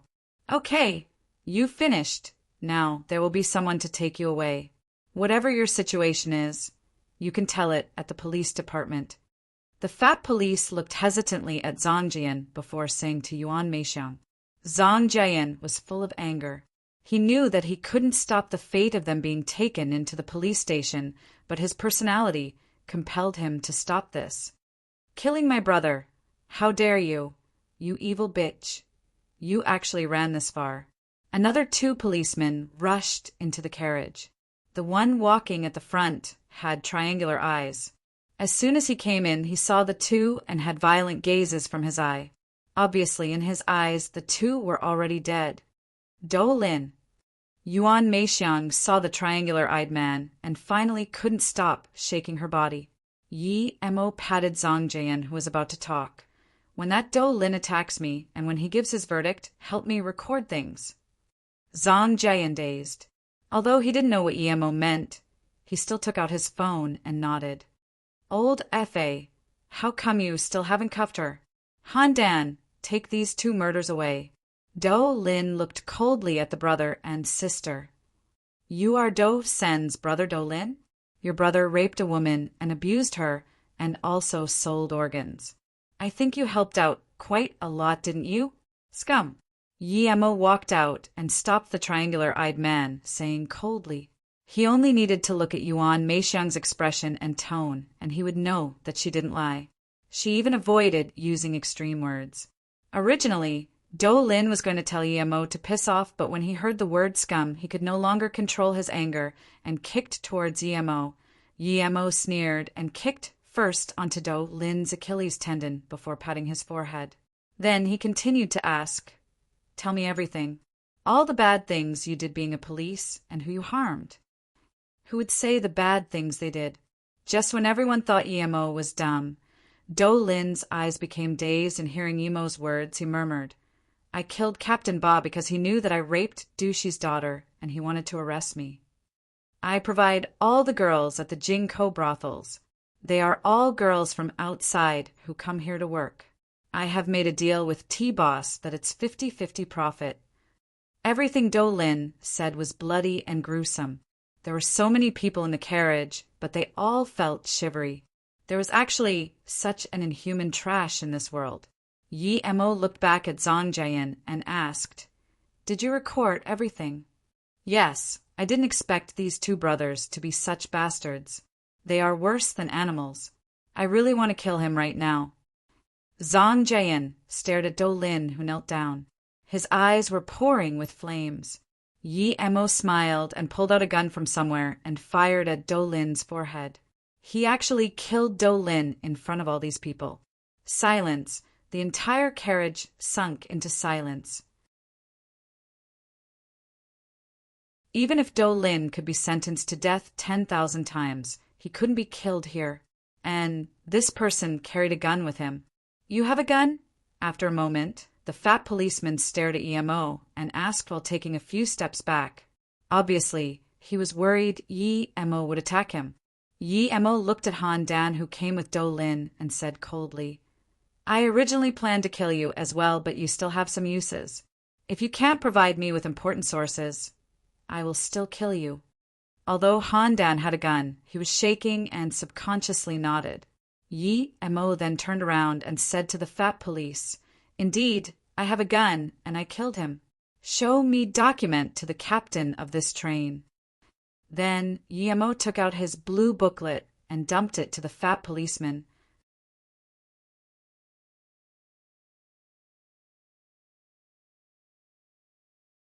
The fat police wasn't dumb. It was still incredible that Yi Mo dared to open fire in public despite he obtained the crime evidence first. After all, normal special agencies weren't allowed to do this, but this youth in front of him did. It could only mean that his background was absurdly strong or his status was absurdly powerful. The fat police wasn't dumb. It was still incredible that Yi Mo dared to open fire in public despite he obtained the crime evidence first. After all, normal special agencies weren't allowed to do this, but this youth in front of him did. It could only mean that his background was absurdly strong or his status was absurdly powerful. Those few policemen left quickly. They even took away Dou Lin's body. They came and went really fast. Not only did Zhang Jian realize Yi Mo was no ordinary person, but the entire carriage knew. At that moment, the whole carriage became a lot more quiet. Zhang Jian had a lot of experiences. He took back his things and saluted to Yi Mo with his fists. You brothers' actions are really satisfying. It's my honor to meet you. I thought Yi brother was a business person. I'm really blind. Obviously, Zhang Jian knew that there were a few people who had the permit to kill. Yi Mo was undoubtedly one of them. But he knew that even if Yemo had a killing permit, he couldn't kill in public like this. That's why he said Yemo's actions were really satisfying. Those who had the killing permit were all the elite of the country. There's no way they would be doing business. Thus, he thought Yemo was lying to him before. Yemo waved his hand. Zong brother, you applaud me too much. In fact, I quite like you despise of the wicked character. However, I'm not lying when I told you I was going to the border to do business. I really am going. Although I properly own a gun, it's only cooperation relationship. Yemo's simple sentence dropped a huge bombshell in Zong Jian's heart. Cooperation relationship? Who had the ability to cooperate with a country? If what Yemo said was real, then his power would be absurd. The Yuan sister and brother still hadn't come to reality yet. They were still in shock and disbelief. Dou Lin, who was so cocky, was just killed by the youth in front of them, so easily. Even so, the youth still seemed to be conversing casually. At this moment, a fatter man ran over with Yemo's permit. Behind him followed the fat police. This fatter police came up to Yemo and saluted before giving back Yemo's document with both hands. I'm the captain of this VK 8977 train. One Yutan. Yi instructor, this is your document. Yemo took the document and asked for Zong Jian's storage card and passed it to this fat police. This is Dou Lin's verdict. Everything is clear. Pass this to the Beijing Police Department. Tell them I said this. As for the matter at Jingkou, I will ask about it next time I come back to Beijing. Yes, Yi instructor. This fat train caption's salute was very up to standard. Okay, the things here are done. I will take away the sister and brother. Their verdict has been heard by the other 3 policemen. Yemo said plainly. Seeing the captain take these few police away, Yemo sighed and his desire for power grew stronger. This was the benefit of authority. Without the document, no matter how strong he was, he could only leave after killing, but not sit here safely and still not do things according to the rules. Although he knew that taking the 2 away was heavily against the rules, but no one said anything. At this moment, Yuan Meixiang realized what was going on. She didn't expect things to have such a twist, and never had she expected that she would be able to leave unscathed. In her excitement, she was about to kneel down to Yemo in gratitude. Yemo waved his hand. Just something small, no need for it. I heard you're a graduate of accounting and finance? Yes, after I graduated from the University of Finance, I was preparing to work at Jingkou. Then I met that bastard. Yuan Meixiang spoke, and still had anxiety in her eyes. Yemo nodded. I will go to do some business. If you have nowhere better to go, then help me do some finance. Of course, if you have a better place to go, or need to go back, that's fine too. I'm sure they won't dare to come for you again. I'm willing to go do business with you, however. My brother needs to go to school. In order to find me, he has wasted 3 years of study. Yuan Meixiang's tone was filled with gratitude to Yemo. Okay, then you can follow Zong brother from now on. After I see Fong Nan, I'll think about what to do in the future. As for your brother, he can stay at Guilin and go to school. Yemo was happy that he recruited a few on the train, although he didn't know how good Yuan Meixiang was, but he quite approved of Zong Jian. In a dark room in Guilin, Fong Nan was still lying on the bed, but now there were only 3 henchmen left. Other than Rock and Xiao Tai, who were loyal to him, there was that Xiao Hua. Xiao Hua was the one who met Yemo at Beijing. Nan brother, it has been a few months, but Yi brother still hasn't come. Should we change places? Xiao Tai asked hesitantly. Rock and Xiao Hua both weren't here. Only Xiao Tai was in the room looking after Fong Nan. Fong Nan understood Xiao Tai's words because he didn't dare to show his face in Guilin or even go to the hospital. Plus, he didn't have money to go to the hospital. Xiao Tai's words meant that Yemo wasn't going to come and didn't want Fong Nan to keep waiting. Fong Nan shook his head Xiao, who goes nearby the airport every day. He will be able to find ye brother. I believe ye brother. He isn't an ordinary person. He said he would come and help me, so he will. He hasn't come now because he's very busy. Nan brother. Xiao Tai still wanted to say something, but was stopped by Fong Nan. Fong Nan waved his hand and said, Xiao Tai, I know what you mean, but I still believe ye brother. Only ye brother can cure my leg, and we will have a future only if we follow ye brother. I won't say much more. I've seen too many people, but only ye brother deserves me to follow him. He's a true hero. Okay, since you Fong Nan look at me in such a way, Yi Mo, will give you your stage. Yi Mo's voice sounded at the door. Ye brother. Fong Nan struggled to get up, and Xiao Tai quickly went to help hold Fong Nan. A youth behind Yi Mo squeezed in with excitement and said, Nan brother, I finally found ye brother today. I told you ye brother would come. Thank you, Xiao Hua. Fong Nan's excitement in his eyes were unquenchable like Xiao Hua's. Zhang Jian and Yuan siblings didn't expect Yi Mo's friend to be living in such a harsh place. There were putrid smells coming from the small room. This wasn't what the business they were expecting, but both of them didn't ask anything. They've only been with Yi Mo for a short time, but they knew Yi Mo wouldn't lie to them. Yi brother, you're here. Rock carried a big pack and walked in with sweat. Seeing Yi Mo, he was also very joyful and surprised. They hid here arduously for half a year just to wait for Yi Mo. Yi Mo nodded and took out a card and passed it to Zhang Jian and said, There's some money here. Go take some out and rent a better house. We'll talk after we change a place. Zhang Jian didn't expect the card Yi Mo gave him to have a few million. Seeing this amount, he was shocked. To be honest, he had never had so much money on his hands. He didn't expect Yi Mo to trust him so much, giving a few million to him so casually without even worrying about him doing something dodgy. Yi Mo was someone worth being connected with indeed. Zhang Jian made up his mind. He must get close with Yi Mo. Things were done fast with money. After switching a place, Yi Mo immediately treated Fong Nan's leg.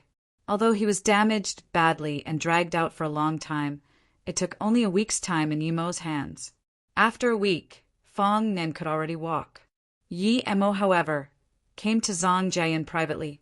In his eyes, Zhang Jian had an advantage over Fong Nan and Yu Eru. Fong Nan couldn't change his gangster temperament, although he would be able to reign supreme in one region. When things got big, he wouldn't be as meticulous as Zhang Jian. And Eru was worse than Fong Nan. Zhang brother. Yi Mo just said 2 words and Zhang Jian waved his hand. You brother, I really do look up to you now. You're the most capable person I have seen. You could make Fong Nan walk with that sort of heavy wound. To be honest, if I didn't see it with my own eyes, I wouldn't believe it. If you approve of me, just call me Jian. Okay, I won't be polite then. You also saw Fong Nan. He's the leader of a gang at the borderland Flowing Snake. But now, I'm planning for him to do some proper business for me at the borderlands. Of course, I will also need your help.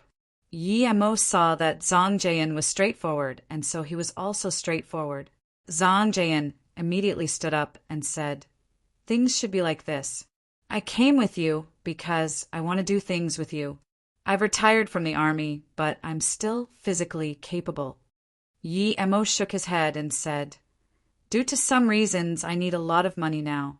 So I need to establish a business empire and an enormous power corporation. This is just the start. You're not bad in kung fu, but compared to real strong people, you are still a far cry. I have an ancient martial arts cultivation method here. If you're interested, you can learn it or learn it with Fong Nan and his men. Yi Mo took out the cultivation method he got after killing Zheng Qingfa. Although it wasn't much use to Yi Mo, it had great use for Zhang Jian and Fong Nan. This is the legendary ancient martial arts secret. Zhang Jian was obviously not clueless like Fong Nan. As soon as Yi Mo took it out, He knew how important this was to him.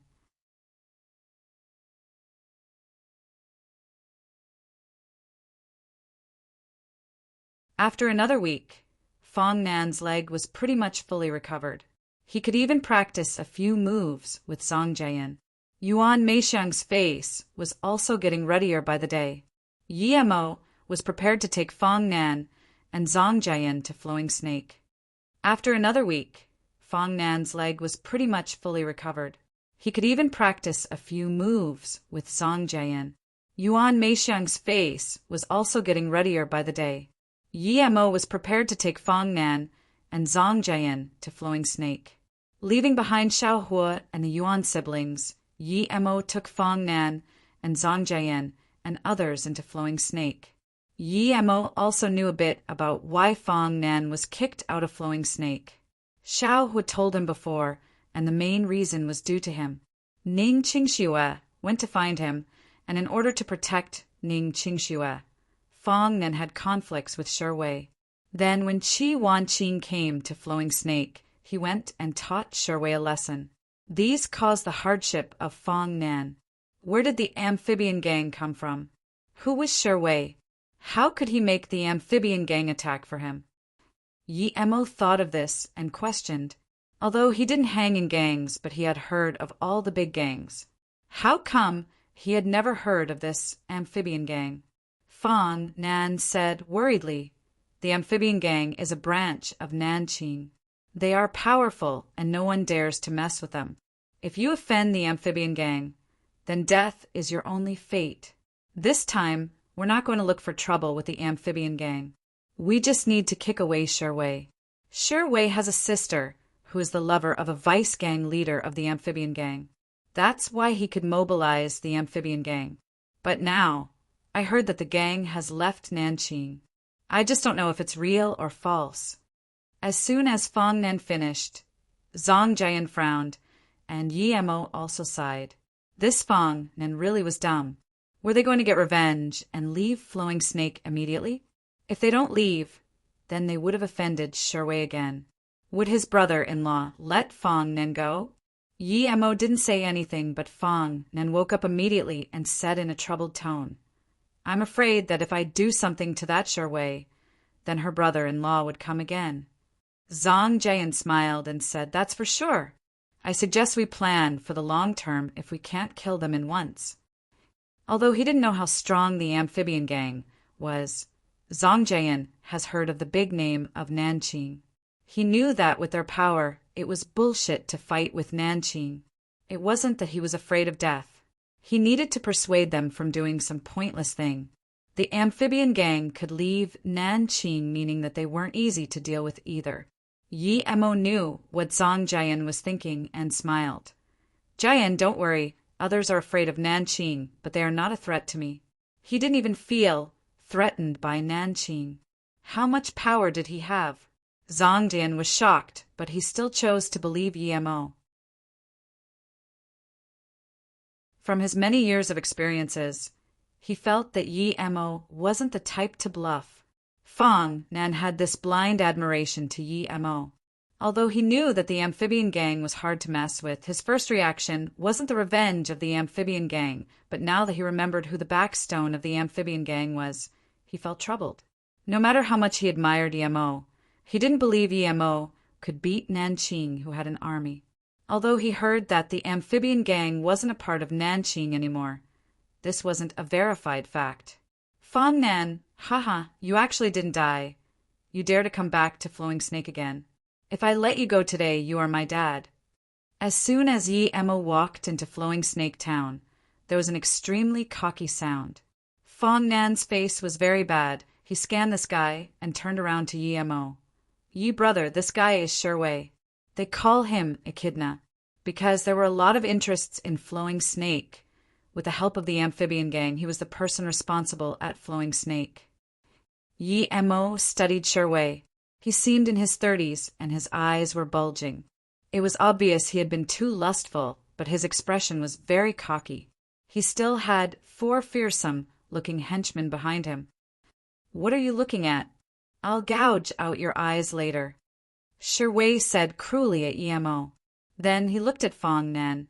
"If you tell me where are those two girls who came here last time, perhaps I'll let you live."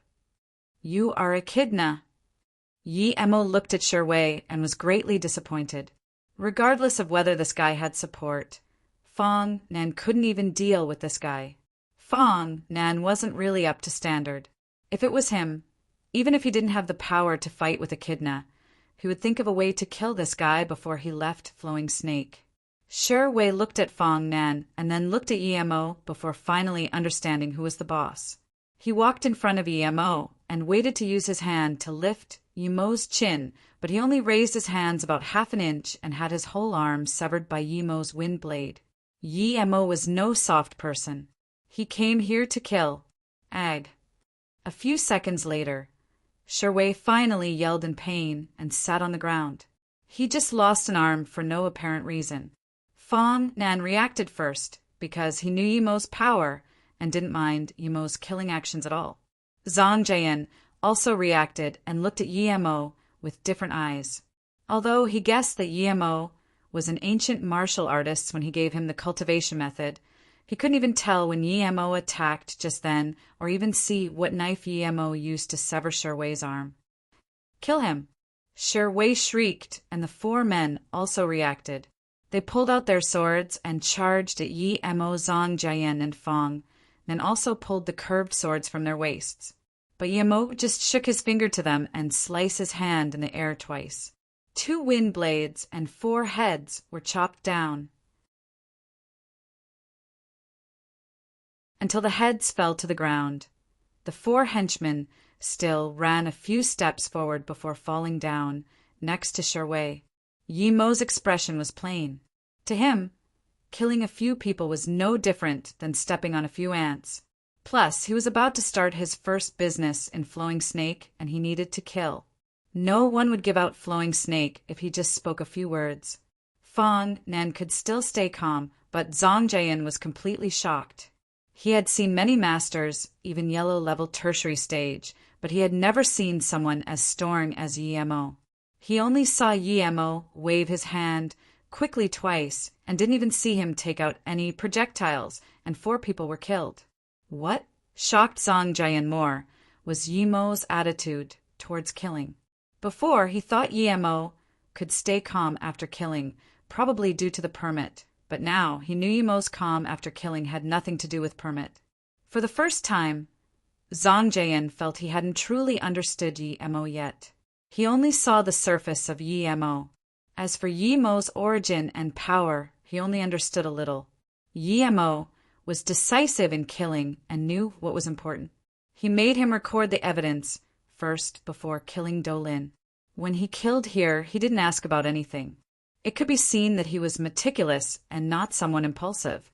Thinking about what he had been treated unfairly before, he thought that perhaps following Emo, he would really be able to start a big career. Thinking about this, Zhang Jian started to get excited and made up his mind. Looking at Shi Wei, who had already fainted, Emo said to Fong Nan, "Bring him with us. We'll smash our way into Flowing Snake the most direct way." When Fong Nan's henchmen carried Shi Wei into Flowing Snake, everyone knew that Fong Nan came back for revenge. Compared to Shi Wei, Fong Nan knew Flowing Snake more thoroughly and had more connections. The reason Shi Wei was able to stand on his feet at Flowing Snake was due to his brother-in-law. Otherwise, with his petty capabilities, he would have been devoured by others long ago. So, Emo didn't even kill many people. He just killed more than 10 of Shi Wei's loyal men, and the entire Flowing Snake was once again controlled by Fong Nan. Some of his lost henchmen came back again. Shi Wei was dumped in front of Emo like a dead dog. Fong Nan patted the blood stain on his body and spat on Shi Wei before saying, "Ye brother, I've already interrogated. It said that because Qian Longtu died and Nanqing is having internal conflicts and it's now breaking apart. The amphibian gang declared independence due to that and no longer belongs to Nanqing. Their HQ is at the Sharp Sea Corner, and this guy's brother-in-law is already the leader of the gang." Sharp Corner Sea. Emo thought he was going to go there before anyways. Half a year ago at Hong Kong, He heard about the internal conflicts at Nanqing. He didn't expect that it's still going on now. It seemed that he didn't need to go to Nanqing recently. He would wait after the conflict was over and then go make himself a fortune. That Lang Ji was really useless. He still wasn't able to control Nanqing. Shi Wei woke up at this moment and happened to hear Fong Nan's words. He immediately understood that his situation was dire and quickly called, "Nan, brother, have mercy. I'm willing to join Pu Dao gang. Spare me. If you kill me and my brother-in-law asks." Yi Mo frowned and said to Fong Nan, "Drag him out and finish him." Fong Nan dragged Shi Wei, who was crying out loud without hesitation. Soon that howling disappeared. Fong Nan walked in with some blood. "Yi brother, Rock and Xiao Ti have gone out to appease the people. Flowing Snake would stabilize soon." Fong Nan also knew that Yi Mo was going to do things at Flowing Snake. To him, too many people were interested in Flowing Snake. If Yi Mo didn't intervene forcefully, he would soon be devoured whole.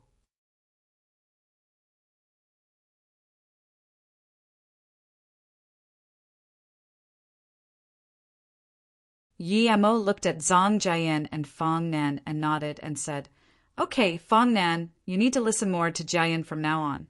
We will be doing a business, not a gang. Getting money by collecting protection payments and robbing others isn't the long way to go. Flowing Snake is just the start of our business. I believe our business will get bigger and better.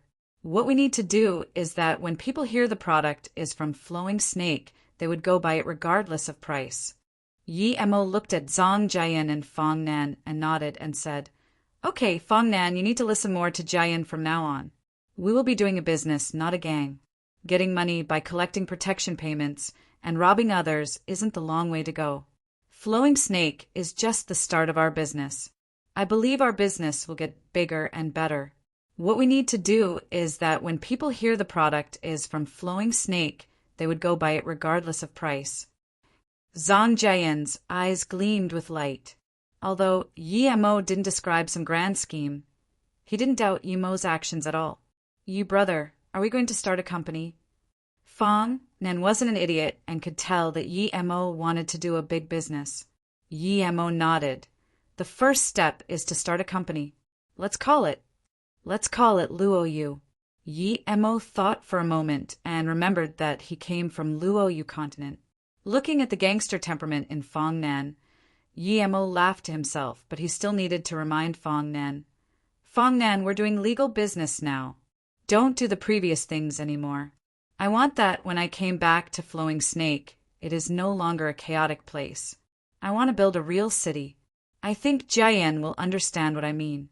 You should listen to him more." Jiayan nodded and said, "I understand, but what will our first product be? We can't keep selling illegal products." Yi Mo knew this. The reason he wanted to establish Luo Yu was to help him accumulate wealth and search for the herbs around the world.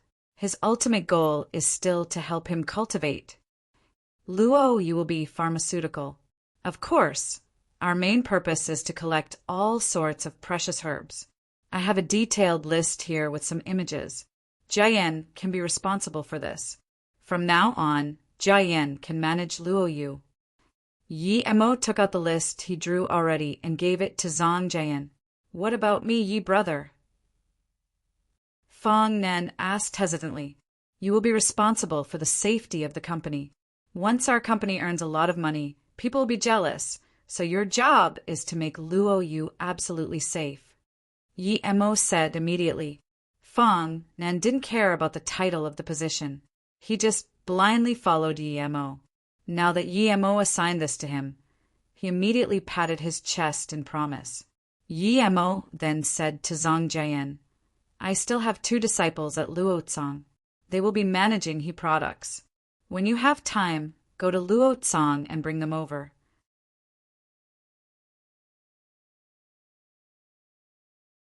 As for Yuan siblings, you can also let them help. As for heart improvement serum and beauty pill, and so, Yi Mo had already taught Eru. He believed that as long as there were enough materials, Eru would be able to push out these few products. After arranging these things, Yemo took out all the money in his bank and transferred it to Zhang Jian. Then he left Flowing Snake. He had already established his followers. He believed that if he continued like this, Luo Yu would definitely be able to collect the herbs he needed, and it could be the business tycoon that shocked the world. Fall was harvest time, but not for all. The Song family was annihilated and diminishing, but this wasn't the biggest news. The biggest rupture was that the Xianjiang Chao family was massacred in one night.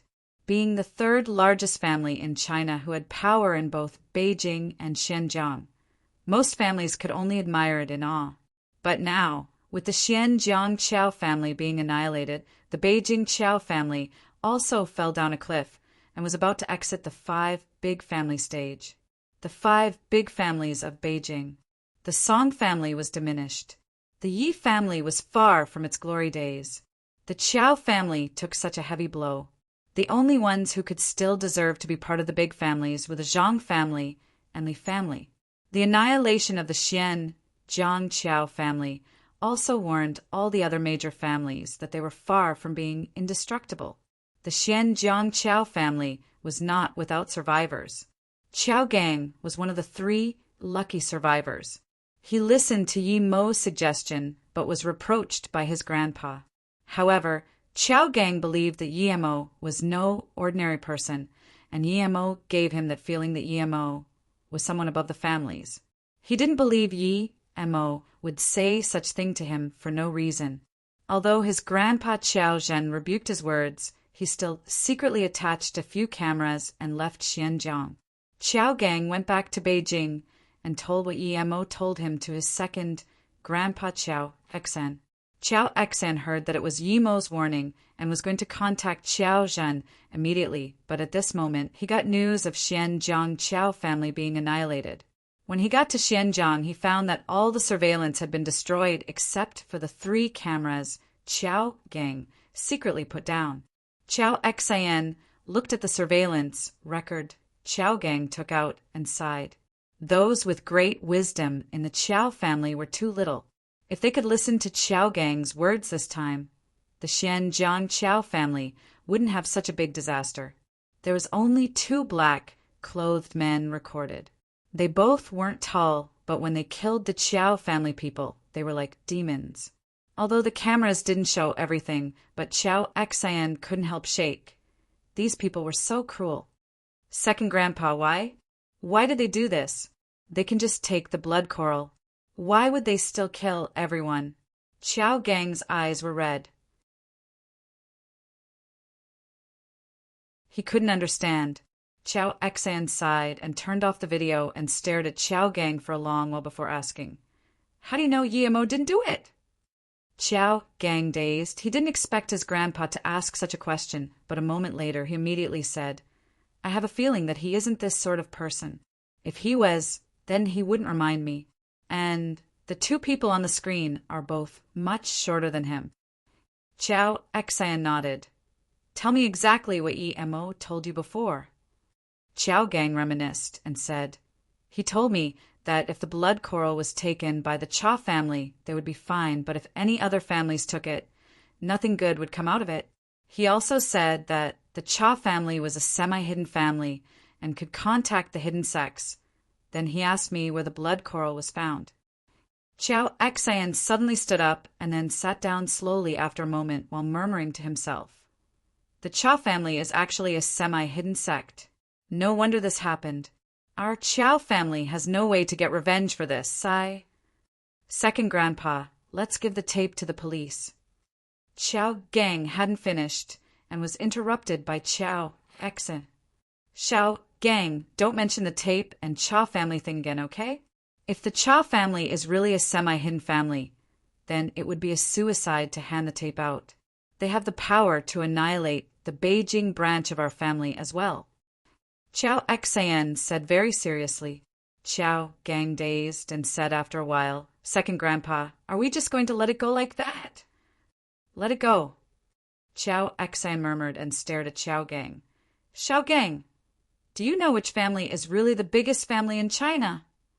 Before Chao Gang could reply, he continued, Sometimes the greatness of a family isn't just about the political power.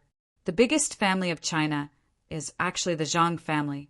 It said that the Zhang family has an extreme master, but that master never goes to the Zhang family, so people gradually forget about it. And the real second family is the Song family. The Song family hid their power extremely well. People maybe guess about the extreme master in the Zhang family, but the Song family definitely has yellow-level masters, and not just one. Although our Qiao family is ranked third, but in actual fact, we might be the last in the 5 great families. Why do you say this, Grandpa? Qiao Gang was confused. Qiao Xian shook his head and sighed. The Song and Yi family had conflict for so many years, but the Song family didn't do anything to the Yi family. Do you know why? It's because Yi family had a very strong help called Huang Yu. His long sword was invincible. But the Yi family destroyed themselves by kicking Emo away, and this almost resulted in family annihilation. If it wasn't that the Song family also offended Emo, perhaps there would be no Yi family in Beijing. They would have been long devoured by the Song family. Then Qiao Xian looked at Xiao Gang and asked, Xiao Gang, do you understand what I just said? Xiao Gang was very smart. Although he came from a big family, he didn't have the usual rich second-generation temperament. He immediately understood what Qiao Xian was saying, but asked bewilderingly, Second Grandpa, you mean that the Yi family and Song family are both stronger than our Qiao family, but they've all diminished due to Yi, brother? Qiao Gang nodded with satisfaction. Not bad. I'm very happy you have such understanding. Yi Emo told you before that if the Qiao family gave the blood coral to him, and they would be fine. He even didn't care about the Earth Fiend people, and he could still annihilate the Song family with all the devious schemes they had. This all meant that he is much stronger than what he said and did. So, Yi Emo is a scary person. Second Grandpa. Qiao Gang seemed to understand what Qiao Xian's intentions were, but he was still shocked. After all, Yi Emo was just a single person, but his Qiao family was a whole family. Qiao Xian shook his head and continued. After that race, I also checked the recordings. The Cha family was the last, but both of their cars exploded. Do you think this is by chance?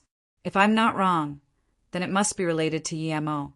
I don't know the exact complications, but our Qiao family and the Cha family already form deep enmity. And the Cha family is actually a semi-hidden family. So if our Qiao family wants revenge, we can only do it through Yi Emo. Qiao Gang immediately understood and said, Second Grandpa, you want me to find Yi Emo?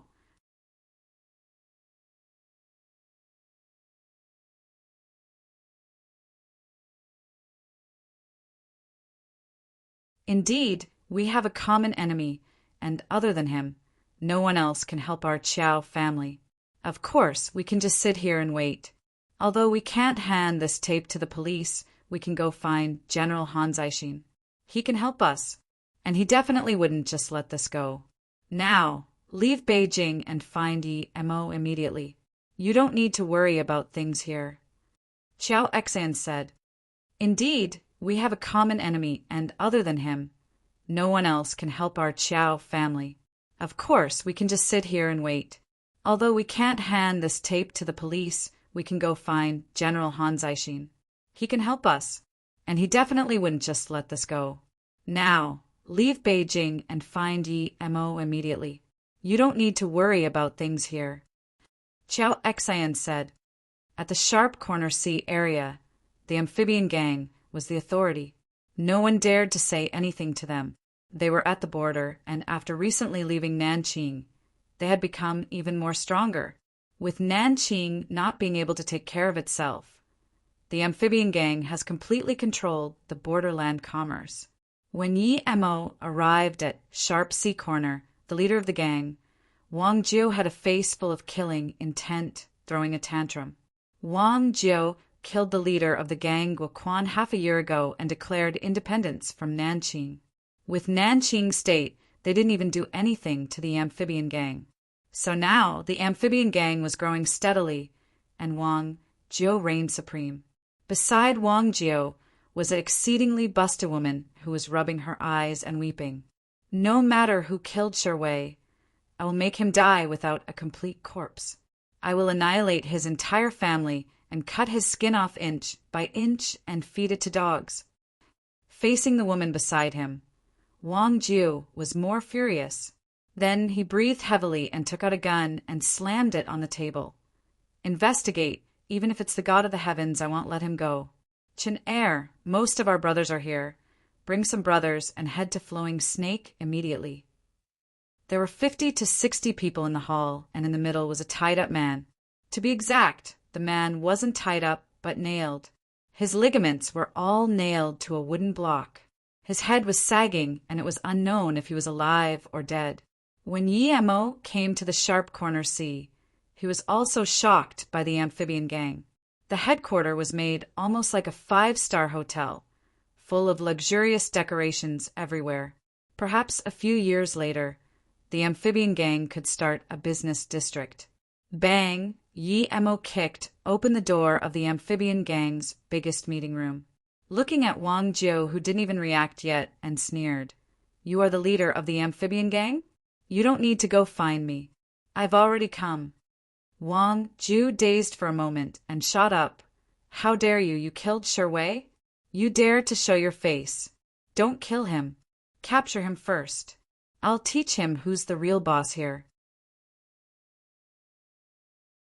Before Wang Jiu finished, a few bulky tattooed men already charged up while Wang Jiu looked coldly at Yemo and sneered. You learned kung fu for a few days and you think you can do something? I'll make you pay for the school fees today and give you a taste of what it's like being nailed to wood. Who's the guard today? He dare let him.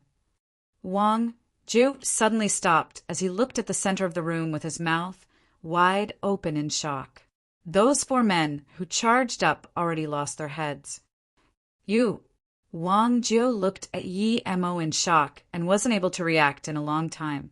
It was just a few seconds, and his 4 henchmen lost their heads. Kill him. Wang Jiu soon understood what was happening and yelled while firing a shot with his gun at Yemo. Yemo sneered and grabbed the bullet Wang Jiu shot while throwing it back. The bullet pierced Wang Jiu's wrist, and his gun fell onto the floor. At this moment, the tens of the gang members had surrounded Yemo. Yemo suddenly spun around and started to ascend in the air. At the same time, his 2 hands kept sending out wind blades with some fireballs. Blood flew everywhere, and the entire room was like hell. Wang Jiu was completely dazed. He already forgot that his wrist was shot and forgot that Yemo took his bullet with his bare hands. How did such a person exist in the world? Was he even human? Killing people in this way? And fireballs?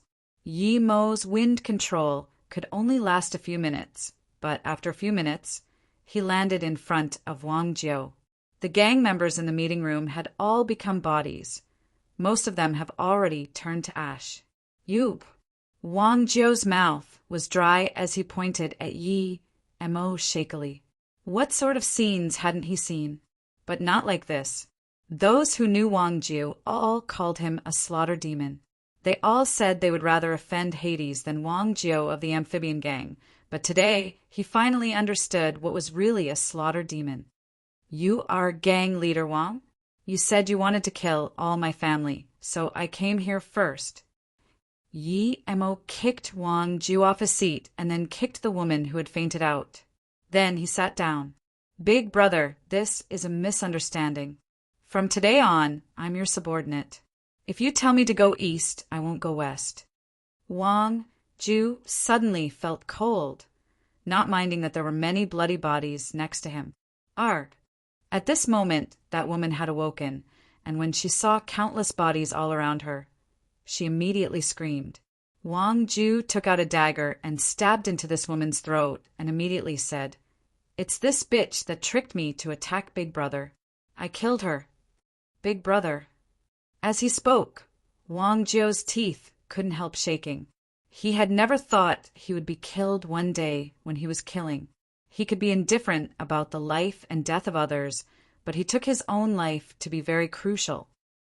I heard you say that you were going to nail me, like that man? Yemo pointed at the nailed man and said plainly,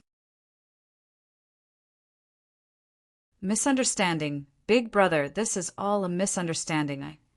Wang Jiao could no longer hold the fear in his heart.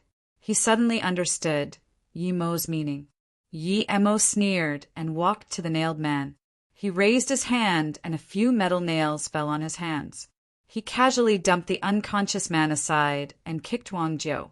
Wang Jiao happened to smash into the wooden block, and Yi Mo's 4 nails shot perfectly into Wang Jiao's 4 ligaments. Aha! Wang Jiao, who killed so many, actually fell unconscious. The wooden block he designed had countless people nailed on it, but today it was himself. Looking at Wang Jiao, who had fainted, Yi Mo threw out another wind blade, and his head was chopped off by half. It sunk by the wooden block. Yi Mo looked at the man he saved and fed him a few pills while using qi to treat him a little before leaving him there. If he was just looking for Wang Jiao's trouble, then he could leave now, but he had a company at Flowing Snake, so he needed to completely eradicate the amphibian gang from its roots. Yi Mo scanned out his spirit sense. There were amphibian gangsters around being boisterous and lustful. When his spirit sense scanned to an underground room tens of meters out, he was completely infuriated. That underground room was like a slaughterhouse. Multiple dead bodies were simply wrapped together. At this moment, that man saved by Yi Mo had woken up, and he didn't even look at Yi Mo before saying, "The amphibian gang is human trafficking and selling organs." But he just said that, and he fainted again. It was too easy on Wang Jiao to die like that. Yi Mo didn't continue searching. He walked out of the meeting room and started a carnage. This was the first time in his life that he killed people so cruelly. About 200 amphibian gangsters, not one escaped. They were all killed by Yi Mo. After this, Yi Mo finally felt relived. He took that unconscious man and left the room. Then he threw out tens of fireballs, and the originally grandiloquent manner of the amphibian gang was burned to nothing. Fire rose high in the air that could be seen even tens of kilometers away. An hour later, this man had awoken. Although he suffered heavy injuries before, this was nothing in Yi Mo's hands. He left there before the man woke up. Due to the high rising fire, soon large amounts of police cars arrived. They saw a region of ruins and that man who barely got up. "Captain Wang, why are you here?" 2 policemen ran over. Obviously, they knew this man, and he was actually a cop. "The amphibian gang is full of sin, and when I was getting evidence, I was found by Wang Jiao's men. I almost lost my life, but someone seemed to have saved me. As for who, I didn't see clearly. Report this immediately, and immediately hunt the amphibian gangsters." The man saw his team here and finally felt relieved.